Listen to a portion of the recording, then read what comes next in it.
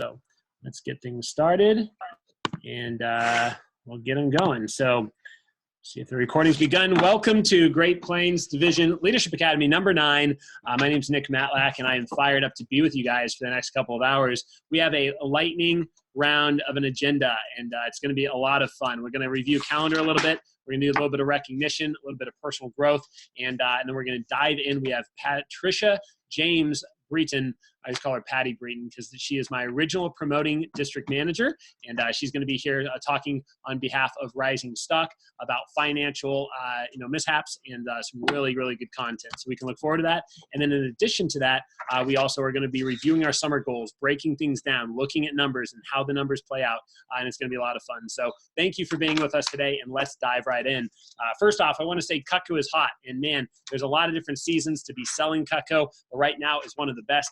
Last week, Americans spent $2,150,000 on our product. Southwest region in #1 again, and it's really great to be part of a big organization, part of a team that consistently brings the heat when it comes to being #1. I'm really excited, too, about some of the opportunities that we have, and I hope that everybody listening right now really puts down in your notes the events team. And regardless of where you're at, you might not even be close to getting to the qualification level of 15,000. But we had Brian Carter yesterday. We had a DM day. We had all of our district managers, all of our district candidates for a whole meeting. We sat down. We talked about where we are. We talked about where we're headed. We did some role play. We did some drill for skill. We reviewed breakdowns and numbers. And I'm really excited about sharing some of those things with you. But one of the biggest areas of opportunity is onboarding more people to our events program.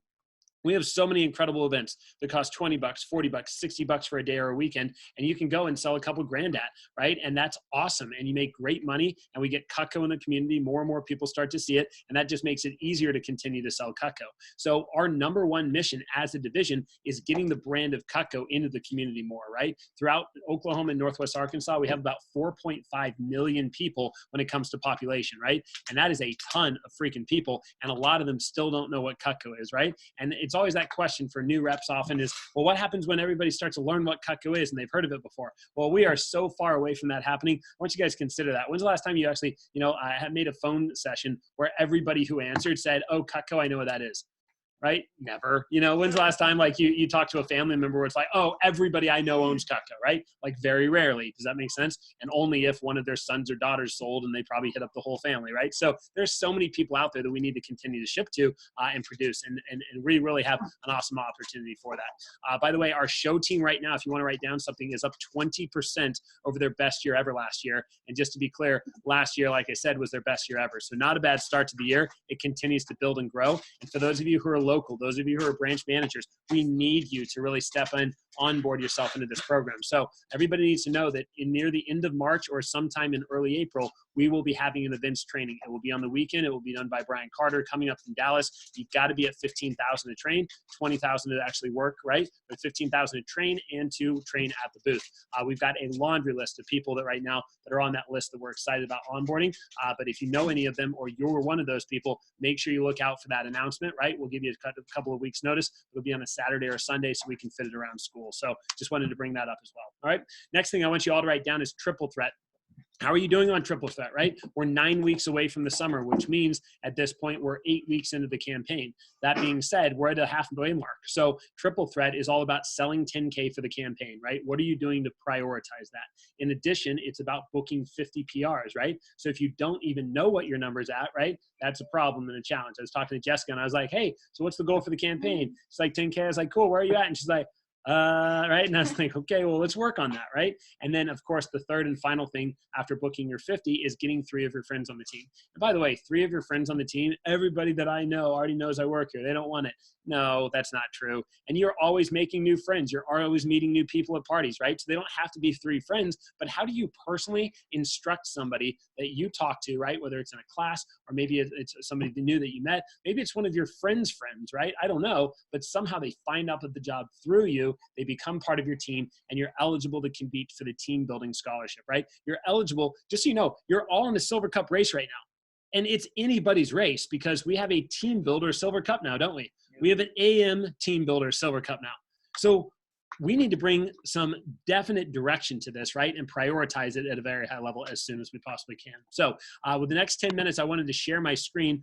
This is actually, you know what, I'll pull it up over here instead. And we've got we've got something that we did yesterday in our DM day where we took the time and we put every office that we currently have or we're going to have for the summer. And we started breaking down numbers, breaking down goals. We're going to do that a little bit later today, but I just wanted to share with this in advance with you guys on what is actually possible. And I wanted to make sure that we all saw it. We'll review this again. But when I share this for you guys, and you guys can check this out, I wanted to share that when I look over these numbers, there's some pretty exciting things that are happening. So right over here, you'll look at the top, and this kind of has the difference in offices, the current staff, what we're shooting for March and April, and the spring, and then the summer, and over here with the end of the year. So 2020 is right over here at the end. And you'll notice that a lot of our offices shooting after a few hundred recruits, right? And then of course, a few $100,000 in sales. I put in some numbers for some of the branches and the offices that aren't currently open, but check this out. When we look over here, what's exciting about this is that you break down the number and you look at the total.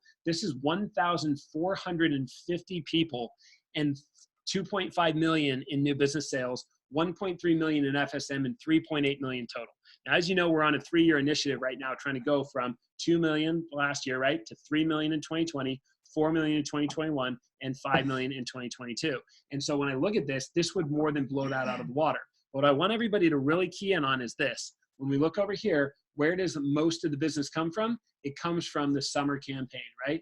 So this is what we need to capitalize on. This is where we need to be putting our effort and our energy and making sure that we're really taking advantage of it. Cool? So I just wanted to make sure I cleared that up and got that on recording. I am super fired up, and now it's just about putting together the pieces of the puzzle, right? How do we make all this work? How do we put it together? And again, some of your numbers, you might have looked at that and said, man, if I really get this going, I could do better. Or you know what? I don't like the number you gave me, Nick. I think I could do better than that, right? Or whatever it is. And we can work on that. But man, you know, $3.8 million means that we can literally blow our goals by 20% and still reach 3 million, right? We all understand that?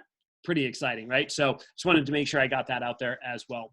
I want to promote some upcoming things. So make sure you have your calendars out. Make sure you have some agendas out. The first thing is the March Madness contest. And as a reminder for all of us, we'll talk about this at the division meeting, but every office is competing right now to advance in the bracket. I do want to congratulate Brandon Cobb, Ayame, and Palmer. We're in a position where we legitimately put ourselves barely out of the race, right? And then all of a sudden, Carson Menard, one last sale on a Miracle Monday and popped us over. So we advanced to the second round. We're up against Damian Scop down in San Marcos, and he had a 15K new biz week last week. So we got some work to do, but every office is still in the competition because if you lost, you went to the consolation bracket. If we lose this week, we go to the consolation bracket too, and then the competition starts all over again with a completely smaller bracket, right? And everybody keeps competing for some prizes. So let's just make sure we're not giving up on it at all, and we're realizing that second half is always bigger than the first half, and every week we need to get better, right? So what I want you to write down for March Madness, what I want you to write down is for the next 9 weeks, the 1% rule. Right? The law of 1%, the power of compounding interest and effect of just 1% better every single day, right? If you actually do the math on that, you would be 38 times better at the end of this year than you were at the beginning if you just got 1% better every day. So what's that 1% gain that you're going to get today and tomorrow and the next day, right? How do you just try to show up as the best version of yourself, respond the best version of yourself, and what kind of impact then can that make for you as well? Cool. I want to challenge you also in the fact that starting this upcoming week on Tuesday, it is Beat Your Manager Week. And there's some contests, there's some prizes coming from the region office, right? If you can produce a bigger week next week than you did the week before, right? Because a lot of our managers are going out of town, then you're actually going to be able to win some prizes. And I know we're going to have a push contest starting actually tomorrow for the next 10 days as well. So look out for that tonight on the division meeting, no doubt. When I think about Beat Your Manager Week, I think about how awesome our company is. And I want you to write down, right, what do I love about Vector? And we don't have the time to unpack that now, but I want you to give yourself some time to answer that question. You know, oftentimes it's so easy to look at the challenges, the frustrations, the upsets, the things that don't go our way. And it's easy to start to let those things become the negative fuel in our mind. And I really want to encourage and challenge everybody here to stop doing that to yourself and instead focus on all the things you love about this company, right? I love vector marketing, and I don't have the time to go off on why, but one of the things is that this company has taken me all over the world. I have a map of the world that is hanging in my personal private office at home. And it's a magnetic map of the world. And I've got these little pins and I'm able to put them on all the locations that I've gone to. And I literally ran out of pins before I even got the thing hung up, right? So I put all the pins on and it was like, I've been to Costa Rica, I've been to Ireland, I've been to Prague twice, I've been to London, I've been to, well, I'm going to Amsterdam now and Paris, right? Claire Beckman qualified and won, right? We've been to Munich, Germany twice. That's pretty exciting. We've been to Costa Rica twice, right? We've been to Panama. We've gone all over the Caribbean, right? Like I just keep looking at all these phenomenal destinations. And this company took me more places in the first 3 years than my family had been, my mom and dad at least, in their entire life.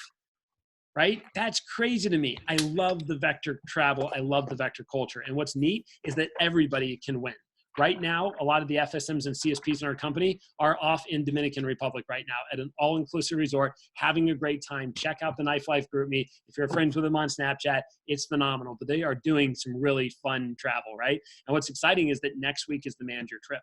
All of you have the opportunity to win trips like that on a national level, on a regional level, right? We've had the Cabo contest, and then certainly on an office and divisional level. So let me remind you, $60K in your first year, and you're automatically winning the CSP trip, $100K, and you're winning that as well if it's not your first year. So how can we continue to get more people to qualify and advance at those levels? Make sense? So just wanted to share that as well. A couple last dates that you need to write down in your notes. On March 26th, we will have Leadership Academy number 10. That's the last of the series, as well as a division meeting right after that. And the day before, we have something called the Virtual Sales Summit. It's on Wednesday, March 25th, and it is going to be from 5 to 10 p.m. Central Time. Now, this is an event that has an investment of $0. It literally costs you nothing to sign up for this event. So make a note that tonight, no matter what, you don't leave the office until you've signed up. You go on Vector Connect, you go under the events, right? And you sign up, okay? They'll give you a link. It's going to be a live web stream. You don't have to pay any money to go. And they have top level speakers from all across the country, okay? What I hear is the rumor says that John Berghoff is actually going to be the guest speaker. If you know anything about John Berghoff, one of the fastest people ever to hit Hall of Fame early in the 2 years of 2000, right? So really, really cool. John Berghoff now is mastermind and professional growth speaker and coach, and he's done some incredible things. I will also tell you that what's great is if you sign up before March 1st, you have an opportunity to win free Cutco, okay? And I'm talking like hundreds or thousands of dollars of free Cutco. So make sure you get yourself signed up. It's a 5-hour webinar, but you have to sign up early in order to attend. And I know that our district managers, our branch managers, myself, everyone's going to be on there. And the one and only, as you know, Drew Frank will also be doing the wrap up for the entire event. Sound good? So make sure that's in your schedule. There is another event that's coming up in May, and that event does cost $99 to go to. It's mainly catered around events team and CSP, but again, it's open to all sales levels, and that is a cost to attend, but 3 weeks going into it, there's a push period for the summer. The first 3 weeks of the summer, so the 28th through the 18th, is going to be a national push, and they're giving away $25,000 worth of prizes this year. So I hope you're looking forward to that. I know that's going to be a lot of fun. So before I bring up our guest speaker, I do want to bring up just a few reminders. Number one, office searching, right? Whether you're opening an office or you're going to be an assistant manager in an office that is opening, we need to be looking for office spaces. Start online. Start by sharing with your friends that you're looking for a territory. You know, the realtor world is a very intimate space, and people know people. So who can you talk to that lives in that area? Who can you talk to that can get you in touch with somebody, right? Go on Craigslist, go on LoopNet. By the way, drive your territory. Write down every single number for the for lease signs. A lot of times the best deals are the signs that are put up by people who own their building and they don't need the money for renting out that last space. So they're not really advertising or anything like that, right? Okay, so make sure you've got your dates picked on when you're gonna research your territory, when you're gonna find it. Our goal is to try to have all of our leases signed by April 1st. Does that make sense? So basically at this point, we've got 1 month to not only do the research and go to the territories, but also sign the leases, okay? If you have questions, go ahead and ask your district manager or ask me. Social media jumpstart, right? How are we doing on that? I haven't seen a lot of buzz on our GroupMe, and I know that we could really improve and enhance that. So what can we do to start to make that a daily practice, right? Again, we're in a position where we're trying to add thousands of friends in our territory. It's one thing just to do the mass ad and get in everyone. It's another thing to pinpoint with accuracy and really be disciplined about finding the top, sharpest 3-star recruits, right? So the way you do that is max preps. So if you have not gone through the modules, start to build that into your schedule. And again, if you have gone through the modules, right, make sure that you've got it as a priority to time block what you need to do to get on social media and really master that. We know that that's where the sharpest recruits come from, and the PRs of those recruits are massive. Last big thing is Vector Live, right? Let's make sure that we have LDVM completed. We're going to do mailer ordering in about a couple of weeks. And then, of course, with Vector Live, we need to be taking full advantage of things like our high school dates, right? Making sure that we are stopping by high schools, dropping off a Spec 05s, letting them know we have work available, seeing if we can get tables, okay? And again, the high school students that are seniors are going to be our biggest group that we can really cater to when we go into our summer. Sound good? Sweet. So opening comments are over. I'm so fired up for the next part of tonight's Leadership Academy. We have the one and only Patricia James.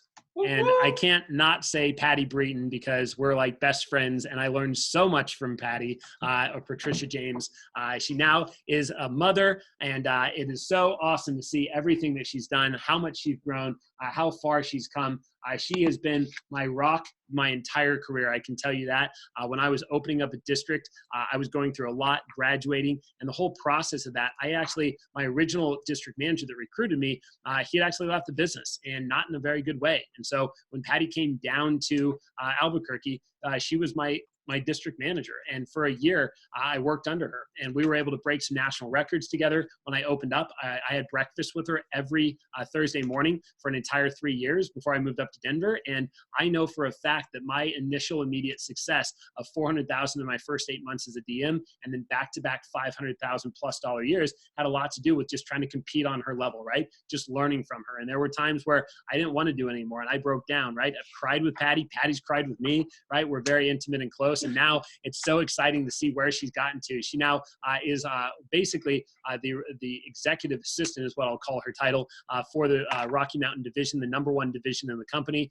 She's one of my best friends. She's a financial coach with Rising Stock, and she's here to talk to you about the do's and don'ts of financial etiquette when it comes to the summer, and give you some really good breakdowns of what to expect in the summer, and also talk to you about some programs that Rising Stock has. So, Patty, thank you so much for being with us. Thank you for reaching out to me, telling me that you wanted to be a part of our agenda. Just to be clear, I've coached with Rising Stock my entire career with Vector Marketing, even before I opened an office as a rep. And I'm really, really glad that I have, because I have so much more awareness of where my money's going, how my money works, right? What to do with it. And I don't know what I would do without it. So every week I get a call with a financial coach. I categorize my expenses, right? And it's well worth it. So other than that, that's all I've got for the intro. Let's give Patricia James a big round of applause. Thank her for her presence and being here today. I'll turn the camera around, and the floor is yours. All right. Thank you so much, Nick. So I'm coming to you from Vegas, so I'm in my sister's study here, so I apologize for the background. So first I just want to say that Nick actually sold me on going to Albuquerque, and he did a really great job. It was a 45-minute bus ride.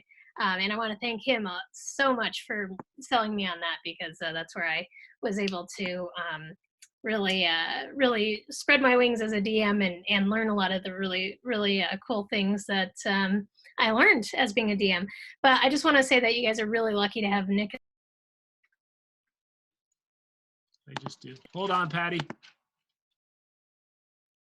Okay, now you can talk. No, I did something wrong. I unmuted myself. So thank you. I meant to mute myself, and I muted you. Okay, now you can say that again. Go ahead. You guys don't need to hear about how lucky you are to have Nick anyway.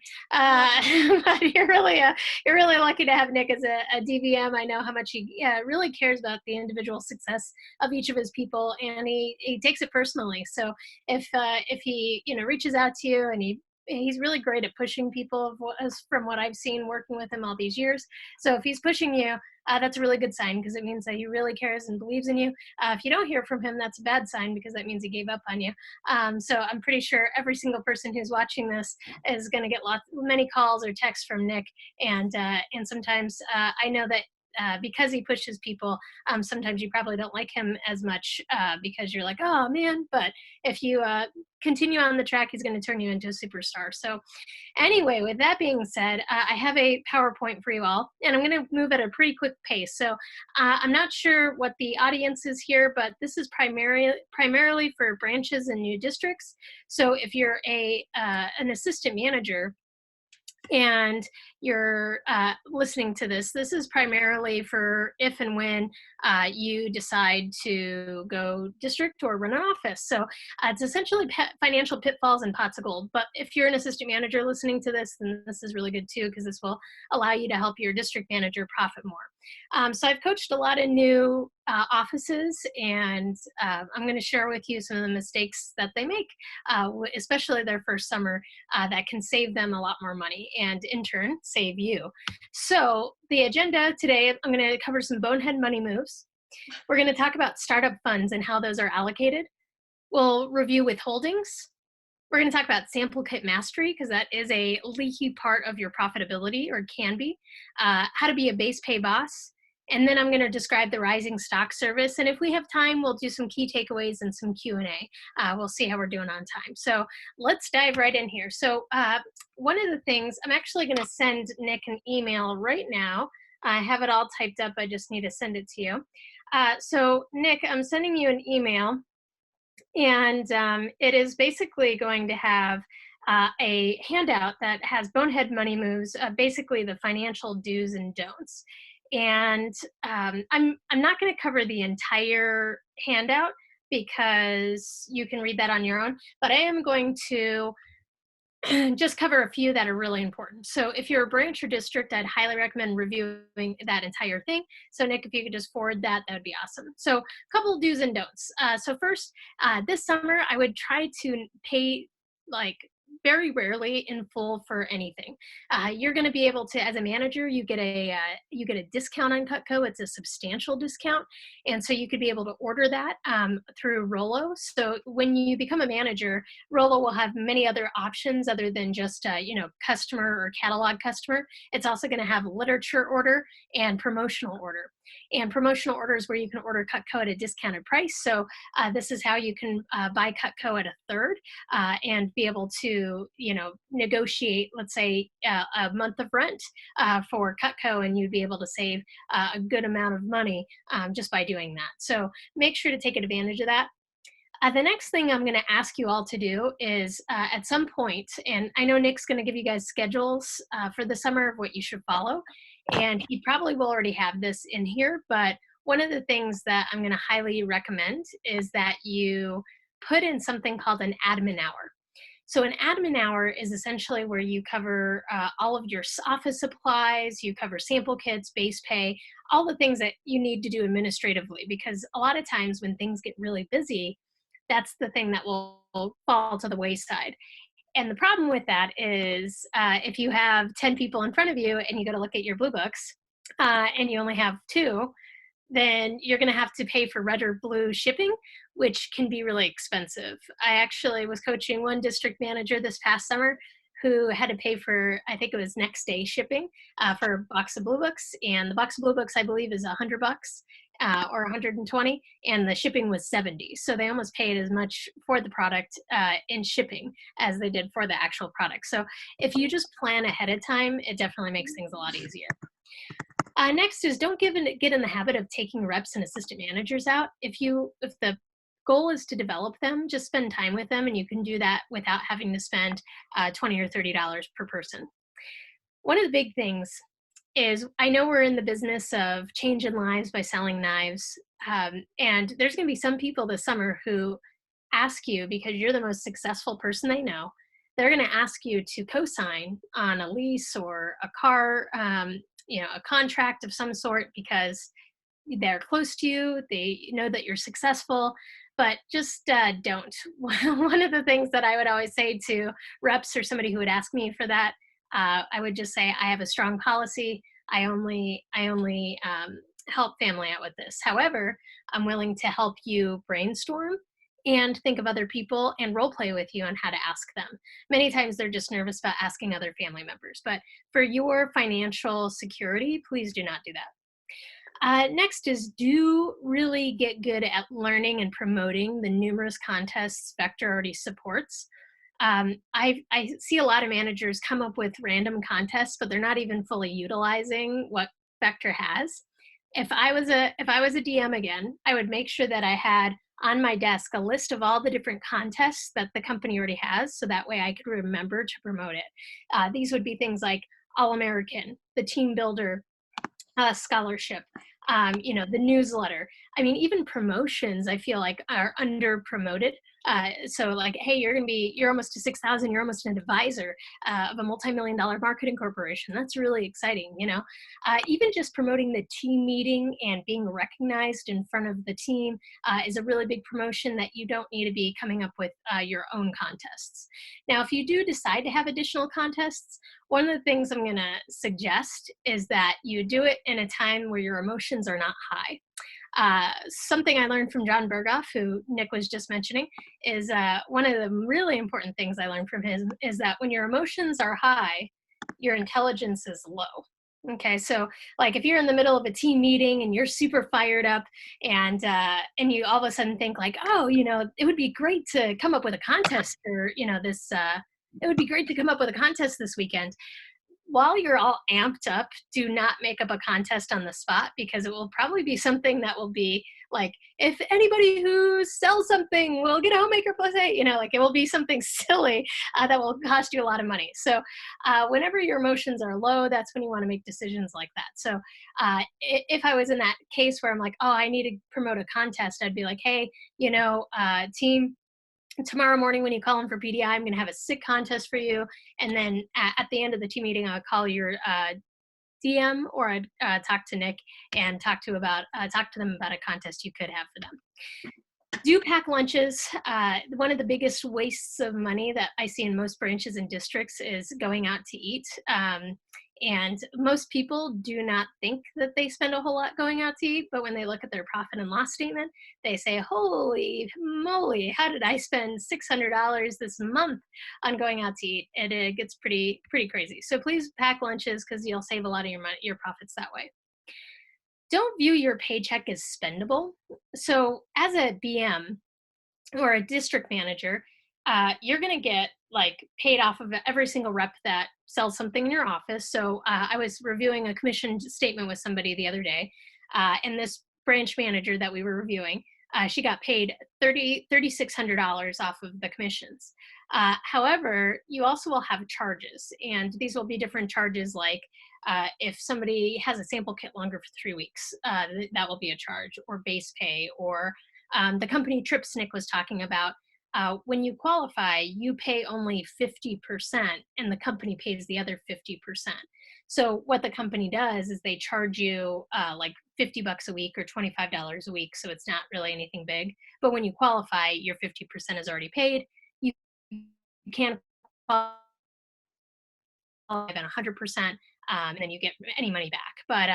But those things will come out of your paycheck. But then you also have bills that you'll have to pay in your office, like if you have receptionists or your internet and things like that. So my recommendation, especially as a new business owner, is May and June. Just kind of hoard your money. Don't spend on anything. Delay gratification until August. And the reason I say that is because May and June is where you're really developing your business into maturity. And then July and August is where you'll really be able to have a more mature business and more money. And at that point, you can, kind of purchase whatever it is that you are excited about purchasing. We're going to talk about that here in a moment. Please furnish your office for as much as free as possible. My favorite 4-letter F word, free. Do not buy expensive furniture. Do be careful of signing up people for conferences that you could get charged for. So, all right. So Nick is going to want you to get a lot of people to conferences, and which you should, because they're life changing. That's how you can be able to retain people. However, I don't want you to just sign up people to sign up people, because if you sign up somebody for a conference and they don't end up going, or they don't end up, you can always cancel people, but if they flake out last minute or they don't pay off the conference, you actually get charged for it as a DM. So, like that one rep who has been really super flaky, and you've tried to talk to them about the conference, and they're kind of on the edge. I've had some managers who just signed up anybody and everybody so that they could look good on the signups, but those people typically don't end up showing unless they show some change of heart beforehand. So, anyway, now I would recommend taking a risk on certain people, absolutely, because, like I said, conferences can change lives. So one of the other things I'm going to highly recommend is keep reps product until they pay off the conference. So let's say I have Claire, who is a rep, and she goes to the conference. It's life changing, but she still has a $100 charge on her account for the conference. I'm going to make a good game plan with her within 24 hours after the conference to make sure she pays that off. Once she gets it paid off, I'll hand her the product. And that just protects me financially. So if I do get charged for her $100, I have a product to be able to essentially sell it and make my money back, or make sure that it gives her motivation to get out and make sure she's working. So not that they wouldn't necessarily need motivation to do that, but do order fast start prizes within a week of being earned. If you really want a good reputation in your area, and you want positive word of mouth, make sure people get their fast start prizes quickly. So under the admin hour that I was talking about earlier, not only are you reviewing your supplies, and I should point out that when you're reviewing your supplies, you want to make sure you have enough for the next 2 weeks. Don't be that person that I talked to that ordered enough supplies for the entire summer. Don't do that. But also don't wait like last minute. So 2 weeks at a time to order supplies. Your fast start prizes, I would have that in the admin hour. And that's where you're ordering everybody's fast start prizes so they're getting them in a timely manner. Please do order your fast start prizes through, and this is on the sheet that Nick emailed out. It's under My Office, Running Your Office, and Fast Start Awards. Do not order them through your manager discount, because that is it's actually a lot cheaper through the Fast Start Awards. All right. So we're going to talk about the startup funds, and I'm sure Nick, mentioned that you still have 8 weeks left before you open your office and before the summer technically begins. And I would really take advantage of that as much as possible to build up as much as your personal startup as possible, because a lot of times I have found when I talk to branches, they and districts, that they kind of rely on the company startup a little too much. And they're like, oh, I'm going to get 6,000. I'm going to get 6,000. And whenever I've coached people, sometimes I even get the question, so like, when do I get the $6,000? And this $6,000 that you get doesn't get deposited into your account and just, it's a free for all, whatever you want to spend it on. It's actually already pretty much decided for you what it's going to be spent on. Now, this isn't like exactly what it looks like. This is a business model I got from a different division manager. So this won't be specific to Great Plains, but it's going to give you a general idea. So, so about $1,400 will go to tech center charges for the whole summer.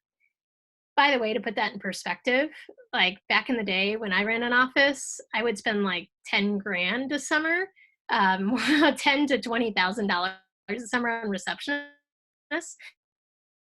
So like $1,400 for have like your excess touches taken care of is a steal. That is amazing. About $1,200 for PR product. So I'm sure Nick will want you to have some of your PR product in office, so that way you can promote it, give people their prizes in training and team meetings.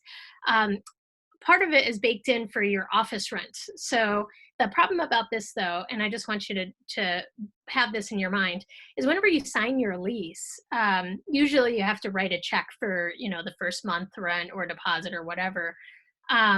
But you won't have access to the $6,000 until your lease is approved. So you'll probably use some of your personal startup for that. Another reason you want to get some more personal startup in the bank. Because once your lease is approved, then you can have access to something like this for maybe June and July rent. depending on where your area is. Initial literature and supplies, that will be about, $400 to $500. Internet or phone if you don't need a phone. And then active advertising order. Nick's going to order you posters and flyers so you could be able to advertise the position. So just with those things alone, that's already almost $5,000. That's about $5,000 right there, plus any other services that you might need for your office. So the biggest thing I just want you to be aware of is this $6,000 isn't for you to spend on your personal expenses. This is for business. So it's going to be all on business expenses only. So for a district manager, you'll see the numbers are broken down just a little bit differently with this DVM's breakdown. For a DM, the tech center charges are a little bit more just because you get more touches. So as far as that is concerned, the next thing I do want to talk about is withholdings, because this summer, especially as you start building a team in June and July, um, as I said earlier, you don't want to look at your paychecks as all spendable. So there's going to be some paychecks that you get and you like feel like you're rich. You're like, whoa, this is a huge paycheck. This is the biggest I've ever gotten before. And if you're the type of person that if money is in your hands or in your bank account, you find a way to spend it, I'm going to really ask you to please take advantage of these withholdings. And so with what withholdings are, is it similar to your assistant manager withholdings or your startup, where at the bottom of your paycheck, you'll see all the different money that is withheld. So there's several types of withholdings. One is a mailer withholding. For district managers, this is more for you. This is to save for any additional mailers that you would like to send out. The next one is something I'd like everybody to set up, which is a tax withholding. So there's a percentage of overrides, and there's also, when I say overrides, like your CPO that you sold, and then there's a percentage of your total income or your paycheck. So you definitely want to have a tax withholding so that way you can have enough money to pay for taxes. There's a voluntary withholding, and this is more for like if you want to buy a new car, or you want to save up money for school, or you want to have your emergency fund fully funded. This is what that voluntary would be. Let's say you want to take a trip at the end of the summer. Like anything that you're really excited about saving up for, the voluntary withholding is where you would want that to be at. For DMs, if you're promoting a branch, you actually get a percentage of their sales, and I would recommend withholding all of those because that's just bonus money, and I would recommend talking with either myself or Nick about where to put that extra money. And then you also have a really awesome program. It's American Funds Roth IRA. Now, if you don't currently have a Roth IRA, I would highly recommend taking advantage of this. Now, most of you know what a Roth IRA is. Some of you are like, what is that?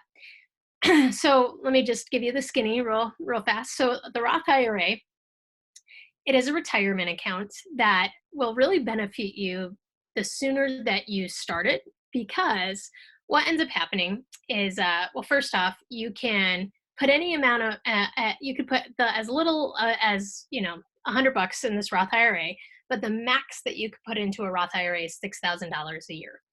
All right, so what happens is you put this money into the account, and when you put the money in, taxes get taken out. But then it just sits there and grows anywhere from, depending on what fund you choose, and we always recommend particular funds when you invest into this, and Olean will recommend it too, but it will typically yield an 8 to 10% return. So essentially, this money will sit there and build and build and build and build. And if you are familiar with compounding interest and how quickly it builds, essentially, you're just letting that money build on top of each other, on top of itself, just gaining more and more and more and more. And when you retire, you have this nest egg that you can have access to. And when you take it out, you don't have to pay any taxes on it because you already paid taxes on it going in when it was really small. So I would highly recommend anybody and everybody to set up a Roth IRA as soon as possible. I know Nick did when he was a brand new sales rep, and I'm sure he'll let you know that that was one of the best decisions he ever made. With Cutco, what's so cool is that you can actually just set it up with Cutco, and it will come right out of your paycheck. So you can set it up at 0.5%, 1%. And the really cool part about it is that because Cutco has a partnership with American Funds, you actually get a discount. So typically, if you were to open up a Roth IRA with another investing company, whenever you put your money into the account, there's usually something called a load fee, which is like a percentage that the whatever investing company you work with, they just take out for investing with them. So it's usually like 5, 7, or 10%. Because we have a close partnership with American Funds, that load fee is waived. And so you don't have to pay a load fee, so you get to save a lot of money, especially if you're putting a lot into your Roth IRA. So you're probably wondering, well, I want to sign me up.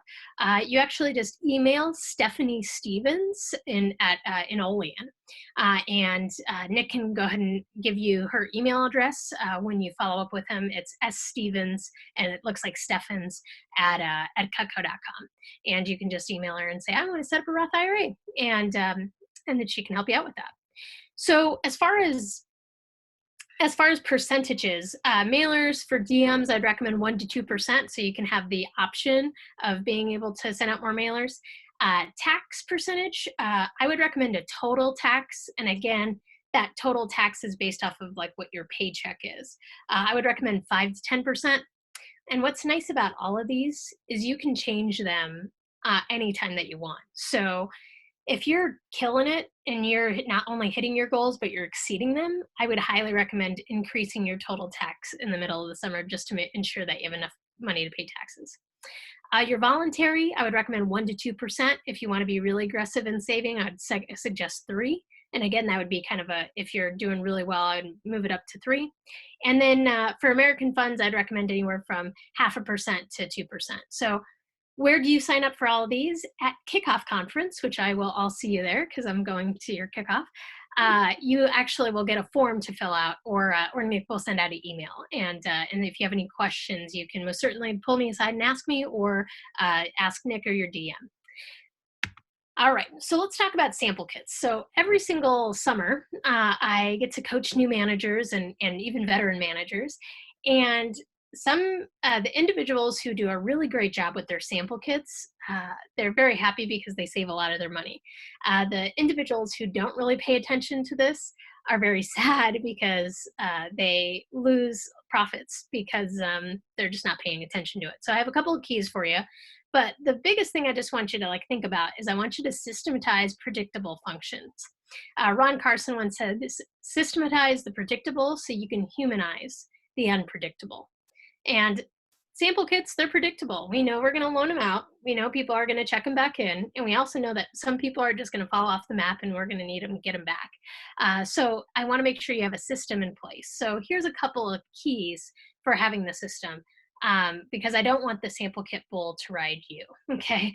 We want to make sure that you are most certainly getting ahead of the sample kit game, okay? So first one is tag your bag. So tag your bag. So you can get these little key tag rings at like Home Depot, Walmart, whatever, they're really cheap. You'll see this person put like property of vector marketing, which is great. It makes it feel really official. And I mean, you can even make it like a ritual in your office when somebody buys their bag. You can like rip it off at the team meeting, like, oh, I bought my bag kit. But on the other side, the more important thing is to label each of your kits. So as a DM, each of the 3 campaigns would be a letter. So spring would be A, summer would be B, fall would be C. And so let's say, I'm launching my 22nd rep. They would get kit B22, right? So that way, every single kit, because by the way, if you're going to have reps this summer who get super excited about a demo or super excited after a team meeting, and you'll just see a kit laying in your office, you'll open it up, there's no like manual in it or anything, you have no idea whose kit it is. And but if you look on the back and you'll see, oh, B22, well, the second key is to have some sort of outline or graph, basically a tracking system to show whose kit is who. So if I look at B22, I go check out my log and I say, oh, that's from Susie Sells a Lot. So I can call up Susie and say, Susie, you left your kit at the office, silly. And she'd be like, oh my gosh, and she can come get it. But also, like, if sometimes reps will come return the set and they kind of like leave it outside the door, or they'll drop it off and then like leave, and you might not get to talk to them, and you might not know whose kit was returned. So by having it written down, the name, sample kit number, and when they checked it in or out, this is really helpful. The other thing I would recommend having a log for is kits that you get in and kits that you ship out. So after you get 8 sample kits, you can put it in a box and ship it back to Olean. So like if they're used, you can send it back to Olean. They'll give you a new box of kits. But I'd recommend either taking a picture of the shipping label, because they give you free, it will be free to you. You'll get an ARS tag. I'd either write down the shipping number, or I'd take a picture of it, because there has been instances where UPS loses the package and Olean never receives it. And if that's the case, then you're liable for those 8 kits. So as a district manager, each sample kit is worth, each sample kit will cost you $54, $54 and some odd cents. So we'll just say $55. So I want you to think about each sample kit like a $50 bill. Okay, so you wouldn't just be haphazardly like having $50 bills laying around the office or not really keeping track of it, right? So so you want to make sure to keep track of this, especially if you have 8 $50 bills in a box. We want to make sure that it gets to its final destination. The other thing I'd highly recommend is making sure that they're locked up.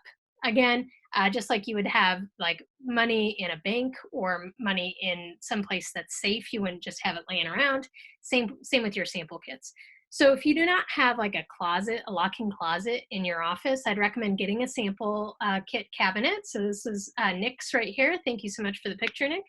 And one of the things I'd recommend is just taping those logs right on the inside if you decide not to do like Google form or something along those lines. But just taping the log in there, and you can organize it however you want. But please keep them locked up, because they're valuable, and this could be something that takes a lot of your profits away if you're not just mindful of it. So sample kits and, keeping on top of those, especially during your admin hour, is definitely something that's helpful. So a couple of final sample kit tips. Office insurance. You're all going to sign up for that at kickoff. It's kind of like a company, they make sure that you have office insurance, which is a really important.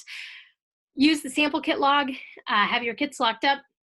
Read the sample kit agreement and training. I'm pretty sure that's in the video training anyway, but everyone has to sign it in order to launch. Get 3 character references from everybody. This is something that a lot of times new managers will forget about their first couple of trainings, and that's really important to get before you give kits out. Use the sample kit tracking sheets, and then just know how to handle if a rep goes 1 or 2 weeks without an order. So if you don't currently have a system, I would create a system. So for example, in my office, after like a week of somebody not getting an order, they would have to come in the office. They would check in their set, but they could check it back out as soon as they got 3 demos, and then I would give them their set back. But it just created action, made sure that they got back on track. Nick can most certainly cover some more systems. Your district manager might have a system that works really well. Implement that. If you're not sure, then you can most certainly brainstorm with your district manager, division manager, or me at kickoff, and that is most certainly something you could do. And don't wait too long to call your references if needed. So the sooner you call your references, especially if somebody's been MIA for like 1 or 2 weeks, the sooner you call them, the quicker you'll get your set back.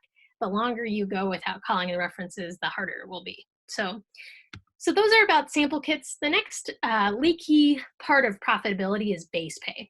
Now, I just want to be upfront and say that base pay is an awesome program. You should absolutely pay everybody their base pay, and it is a really great program to have in your office, especially for recruiting and to keep people confident in continuing to do demos. But a couple of tips here is, one is to rock training in this section. Now, I know Drew and Wes do your training for you through the video training, and they do an amazing job. But you want to make sure that you know this section too and can add little tidbits to this, specifically how they are turning in their base pay. So if you just kind of make it a free-for-all or don't really address it, then you can get people just dropping off QPRs whenever. And the bad part about that is if somebody is not looking you directly in the eye turning in their QPR, it's a little bit easy. It's a little bit easier to be not as truthful. So something that I'd highly recommend doing is in training being absolutely radically clear that the only person that they can turn in their QPR to is you. And so I'd be like, you can't turn it into, the rep phoning outside. You can't turn it into my system manager. You can't slide it under the door after hours. You can't give it to the janitor outside. You can't give it to anybody else but me. I would also make it radically clear of when the QPR is due. And because I just found that when somebody has to look you in the eye and they have to turn it in, it's less likely that they're going to want to be dishonest at all. But the second thing about having it and turn it into you directly and making a set time. So for example, I used to do like Monday between 2 and 7. So anytime between that time frame, you can come drop off your QPR, right? You can make it whatever time you want. But the other thing is it spawns really great conversation. So if I had Claire come in and bring her QPR, I could be like, whoa, Claire, you sold a vegetable peeler on 7 demos. All right, let's talk about this, right? And we can have a conversation, and she could be like, oh, and we can be able to make some progress and be able to set up a PC. So that will definitely be very helpful. This is also something else you want to put in your admin hours so that every single person gets base pay no matter what. Do not delegate base pay, and then just make sure you have a process and protocol for verifying demos, and just be open and honest with reps. So if you're not sure about verifying demos, you can most certainly talk to your district manager, Nick, or myself. All right, so I'm going to wrap up here with just talking about what rising stock is, but before I do that, any questions about any of the content I covered? You could just give me a thumbs up. I only see 3 of you. Okay, cool. All right, so rising stock. Let me tell you about it. So I got my polo here. I don't know if you saw. Anyway, but rising stock was created by a guy, Adam Stock. He was actually a DM back in 2000s, in the early 2000s. And so what he noticed is that Cutco is really great at teaching people how to sell Cutco, and they were really good at teaching other like how to develop people and get staffs and teams. But what he found was missing just a tad was the the awareness of where expenses were going, how much money they were spending, how much they were investing. And it was just kind of more focused on the business and less about the profitability. So he saw a really big need for this. And so he made Rising Stock. And so Rising Stock has been around since 2002. And now pretty much the entire company is on it, as Nick had mentioned. I personally, as a DM for 10 years, was also on it for my entire 10 years. So here's what the program is. There's 2 different programs. There's a branch and a new district program. Of course, there's also programs for CSPs and also for veteran DMs, but I'm just focusing on these 2 right now. So what both programs have is they get a monthly and profit and loss report. So essentially what this is it's a spreadsheet of all of your income and all of your business and personal expenses if you're a DM, but all your business expenses categorized. So let's say you went and bought McDonald's for your team for breakfast. You could put that under business lunches or whatever it might be. So it's going to be all neatly categorized for you. So that way, at the end of the month, you're going to get this profit and loss statement. It's going to show you exactly how much you made, exactly how much you spent, and exactly how much you profited every single month for the full summer or for the full year as a DM. Now, I just want to say that when I was a brand new DM, I was like, well, I can do that. No big deal. Yeah, no. There was times during my first times during many summers I forgot to eat, let alone try to categorize my own expenses. So anyway, so the other thing is I've had people be like, oh yeah, I'm going to get on top of my expenses. I don't need monthly profit and loss statements. I'm going to use Mint. I think Mint is great, but what I've found is that most people are really headstrong for like a couple of days. And then when I follow up with them in a couple of weeks, they kind of lost track of their expenses. So what's nice about this is it's forced accountability to look at your finances and how you're doing. All right, branches. what happens is you also get a weekly profitability podcast. And this is put together by Robert Gonzalez. He's a Silver Cup winning branch. And he interviews people like Drew Frank, Dan Cassetta, Andrew Evans, who just broke branch record last summer. And he has these podcasts to help you financially in real time. And they're like 3 minutes. So you can listen to them to or from your office. And they're phenomenal. I listen to them because I'm a nerd, but I think they're really good. Now, new district managers, not only do you get the monthly profit and loss report, but you also get a monthly one-on-one coaching call. Because I was originally from Southwest, I get the honor of coaching you new district managers. So I do a one-on-one coaching. As Nick mentioned, I'm in the Cutco Hall of Fame. So, and I've been now a rising stock coach for 5 years. So whenever I look at somebody's profit and loss statement, I can tell pretty quickly things that you're doing really great at and things that could have an opportunity for improvement, especially from profitability. And I found that people really appreciate that. So what does the process look like? Well, there's you, and you actually have 2 people who are working for you. So you have an account rep that works for you, and you have your account profitability coach, which would be me, working for you if you're a DM. So your account rep, for both branches and DM, you get one of these individuals as your account rep. And these individuals, what they do is they do a monthly call with you, like when Nick was describing before. And so let's say, Evan, we'll call up Bailey and say, hey, Bailey, I see that you spent $32 at Starbucks on Thursday, March 7th. What was that for? Was that for personal or business? And so they're going to ask you about different things so that they can categorize it so you could be as specific as possible. Because the thing is, the really cool thing about that is at the end of the year, the goal is that you just print off your profit and loss, maybe make a few changes to it, but you print off your profit and loss or email it to your accountant, and you're basically done with your taxes or preparing for your taxes as far as like write-offs are concerned. Man, and that is so nice, especially for those of you who have done the shoebox, the receipts in the shoebox thing. That is really stressful. So this is already taken care of. I can guarantee that just by having this all organized and the amount of taxes that you save by having all of the write-offs is enough to cover the cost of the program every single year. Anyway, but this is the account reps, and they download all your expenses and organize it. And then your profitability coach, which would be me. As you can see, I'm rocking the bangs there. Don't have that anymore.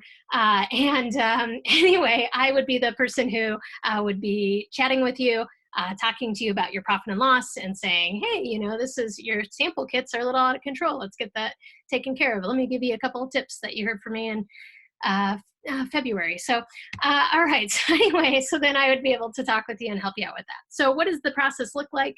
Well, a new month begins. Your account rep downloads all expenses and income from Vector Connect, credit cards, and checking accounts. They'll categorize. So if they see something from Office Max or Office Depot, they know that it's for, business expense. They can categorize that on their own. But they do a 5 to 10 minute call. Sometimes it's a little bit longer at the beginning, but they'll ask exactly that. Like, Claire, what did you spend at Walmart for $73? And she'll be like, oh, that was for, training, food cutting.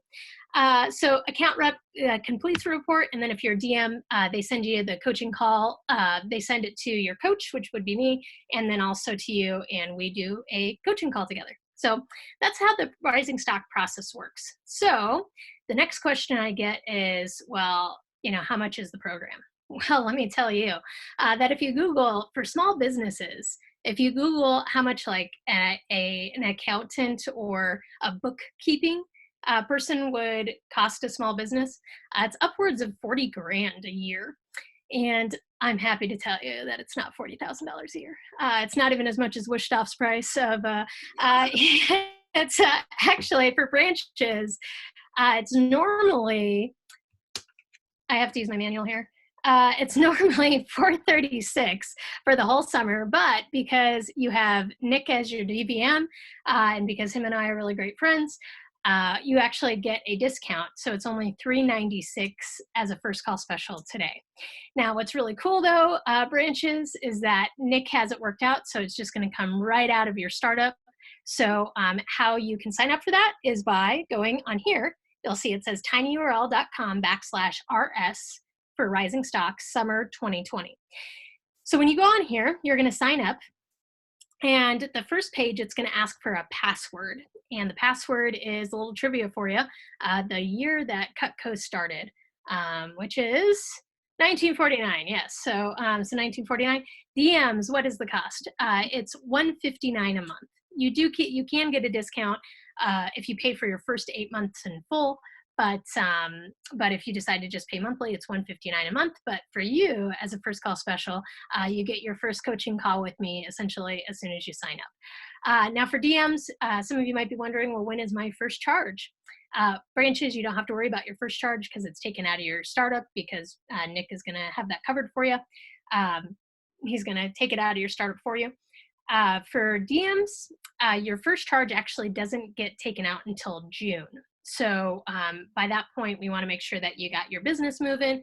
You've had the whole month of May. I believe it's the second week of June. So at that point, you have a pretty sizable team. You won't even notice your first payment. So with that being said, I know Nick is a big advocate of Rising Stock. I know that he feels like it's very important for every single branch and district manager to be signed up on this, because in the summer, if you want to have a financial conversation with Nick, he needs to be able to have an intelligent conversation about your finances, and how he can do that is by looking at your profit and loss statement.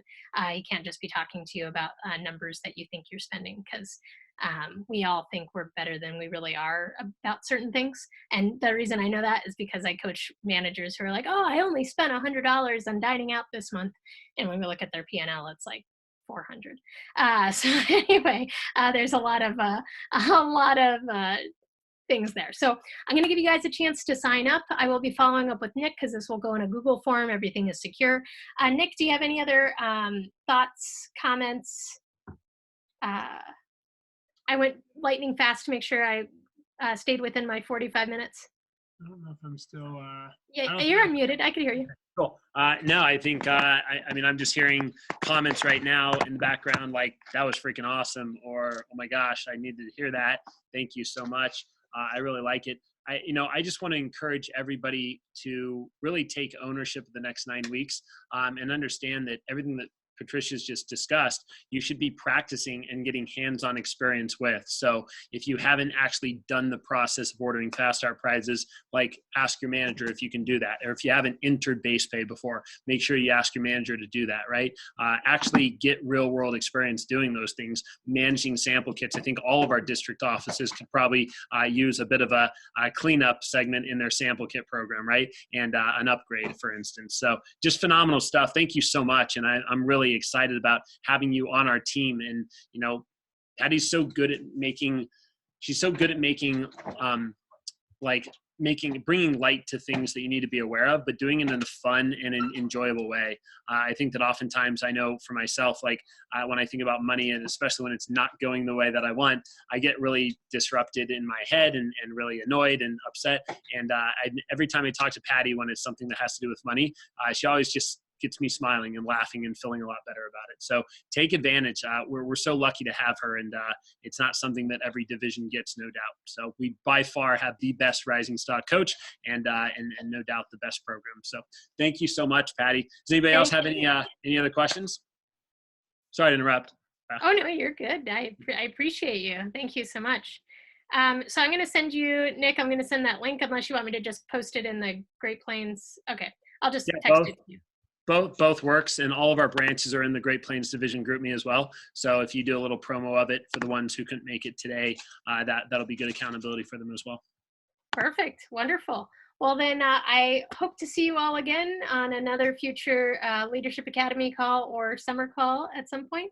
But other than that, thanks so much for having me on. I really appreciate it, and I will look forward to seeing you guys later. At least at kickoff. Thank you. See ya. Enjoy Vegas. All right. Well, certainly. Thank you. Bye. Cool. All right. Can somebody go get the quantum off the wall in my office? I need that for the next section of Leadership Academy. All right. All right. Cool. Well, I know that now that Patty's gone and logged off, I saw lots of vigorous notes here in the pilot from people writing down things and getting tips and phrases and such. But do we have any specific questions or anything that somebody wants a little bit of clarity on or wants to review while we have a couple minutes?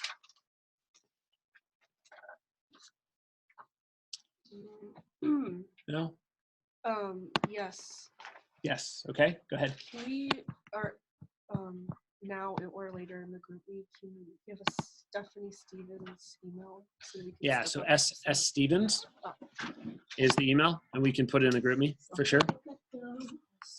But yeah, S Stevens at cutco.com. So it's S and then STEPHENS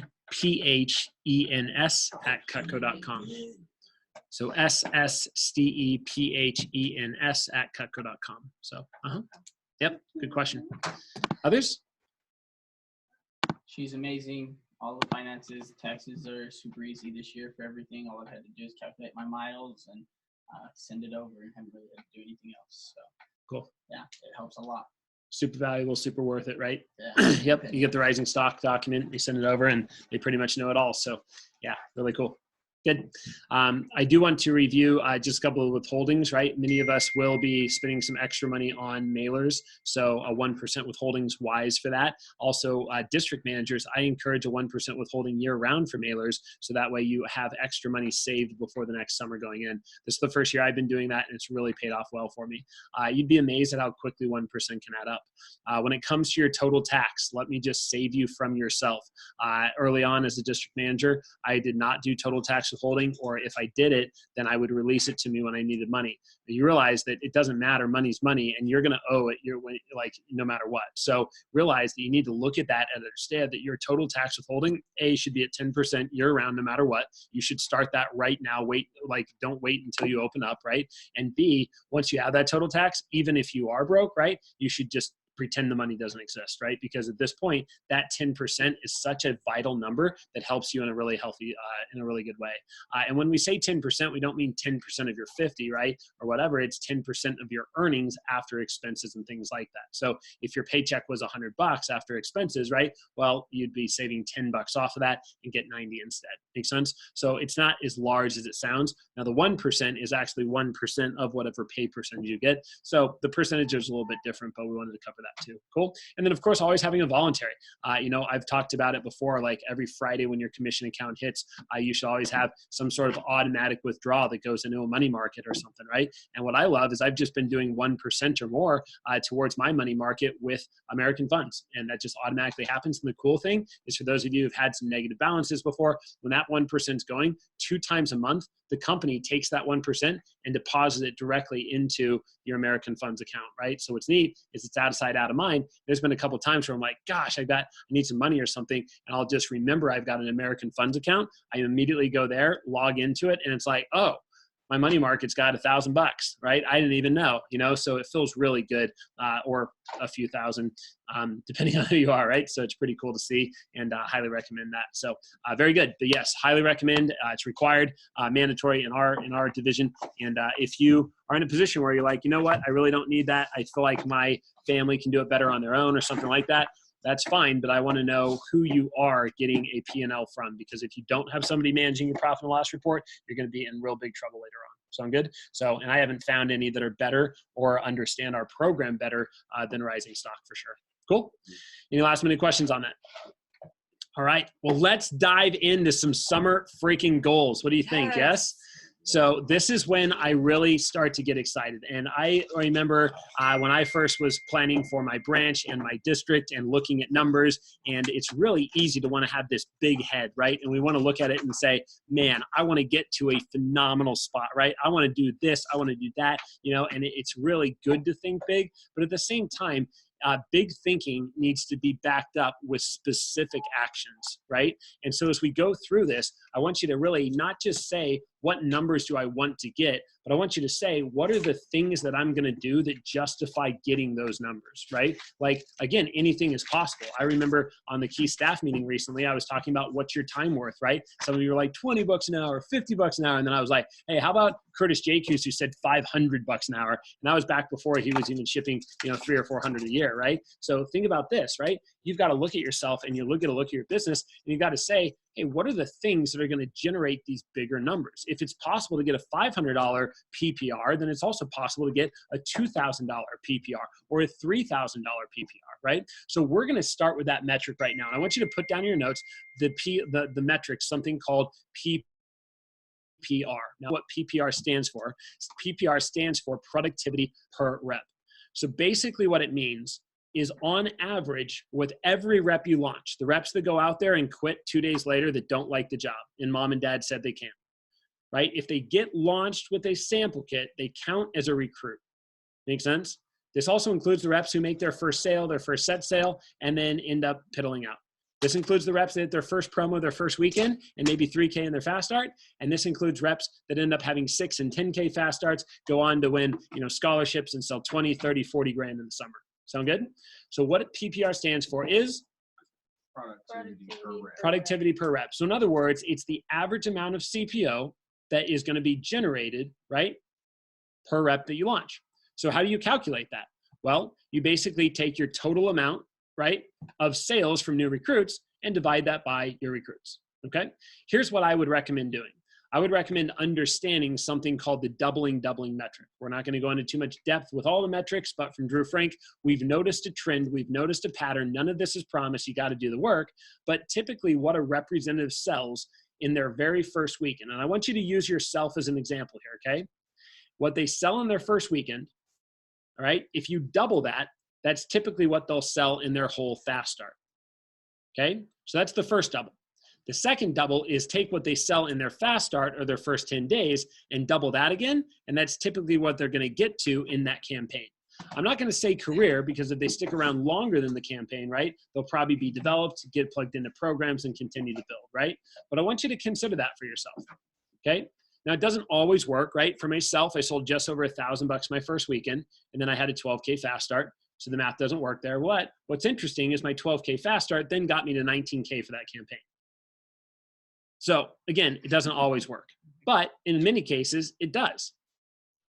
So if we go with that law, right, let's say that you have a good system of training that you can average 2 orders in the first weekend. A rep gets $500 in their first 3 days. And I think that we could all do better than that, right? But 500 in the first 3 days. Then if you double that number, that would be about what? $1,000 in their fast start, right? And if your average rep is selling $1,000 in their fast start, then if you do the right things with team meetings, with weekly PCs, with PDI, right, and making sure you build relationships, that rep should probably stick around to get to the point where they're selling $2,000 for the campaign. Now, if you understand multiplication and you actually accept that this metric could be a lot more true than you think, you realize that if everything is based off of the first weekend, your number one priority is to get really good at driving what? First weekend sales. And that comes from driving first weekend demos, yes? But we need to realize that 80% of our new business sales will come during a representative's what? Fast start. So how good are you at driving first weekend demos, focusing on best 5, making sure that they're showing MAC clients? Because we know that if they get off to a fast start, if they get off to a first promotion first weekend, how much better do they feel? How much more committed are they to the job? How much more likely are they to show back up to advanced trainings and actually be willing to invest their time to come to the office and get more coaching, right? And actually listen to what their manager says. But when a representative goes through 2 days of unpaid training that they were already unsure about showing up to anyway, and then after that training, they go out there and they just flop, they fall on their face, all they get is 1 sale out of 5 demos, how would you be feeling? Enter their world. Is that something that would excite you? Probably not, right? And we've all had experiences. Some of us were those representatives. I'm not saying that it's impossible to get them to stick around, but man, it takes a lot of extra effort. It takes a lot of extra time, and it really takes the right type of person, right? So if you want to do right by your people, if you really want to show up and show and show your people the true path, you need to understand that everything starts in their first weekend, right? And you need to be obsessed with their first weekend. So a couple of tips for first weekend, couple of tips on driving PPR. The first one is, it is your number one mission to do what we call the one thing from Drew Frank, right? It's the SLC message, but it talks about the 10-5-2-1 rule. 10-5-2-1. What does that mean? 10 demos booked before they leave training. And being an absolute stickler about that. If you let somebody leave training without 10 demos booked, they're more likely to fail. The second is their best 5 their first weekend and making them sell you on it. Right? The 2 stands for, right, making sure that they knock out 2 demos in their first night. And that's insurance. If their first demo is not a sale, their second one can be, and they still don't feel that bad, right? And the last is first demo guaranteed sale. So again, 10 demos before they leave, best 5 first weekend, 2 demos the first night, and first demo, first sale. It's your mission to make sure that every rep gets their first demo on their first sale, gets their first sale, or first set sale, their first weekend, and drives right to the point, you drive them to the point where they complete 7 demos so that they have the opportunity to sell $1,000 their first weekend. Guys, the only reason a rep is not selling $1,000 in their first weekend is because they're not completing at least how many demos? 7, right? Now, a lot of times with our current prices and with the averages going up, we can actually get their first weekend, right, to sell a lot more than $1,000 if they do 7 demos. Okay. But again, even the average reps or below average reps are still going to be able to get that kind of result. Cool. So I want to make sure that we clear that up and we talk about that. So PPR is the biggest opportunity for growth. I'm going to say that again. PPR is your biggest opportunity for growth. Just like if you want to really improve your income here, well, focus on increasing your average order. I'll give you an example in the CSP world. Carlton Thompson was our #1 rep last year in Great Plains, did $300,000. He had over 800 orders.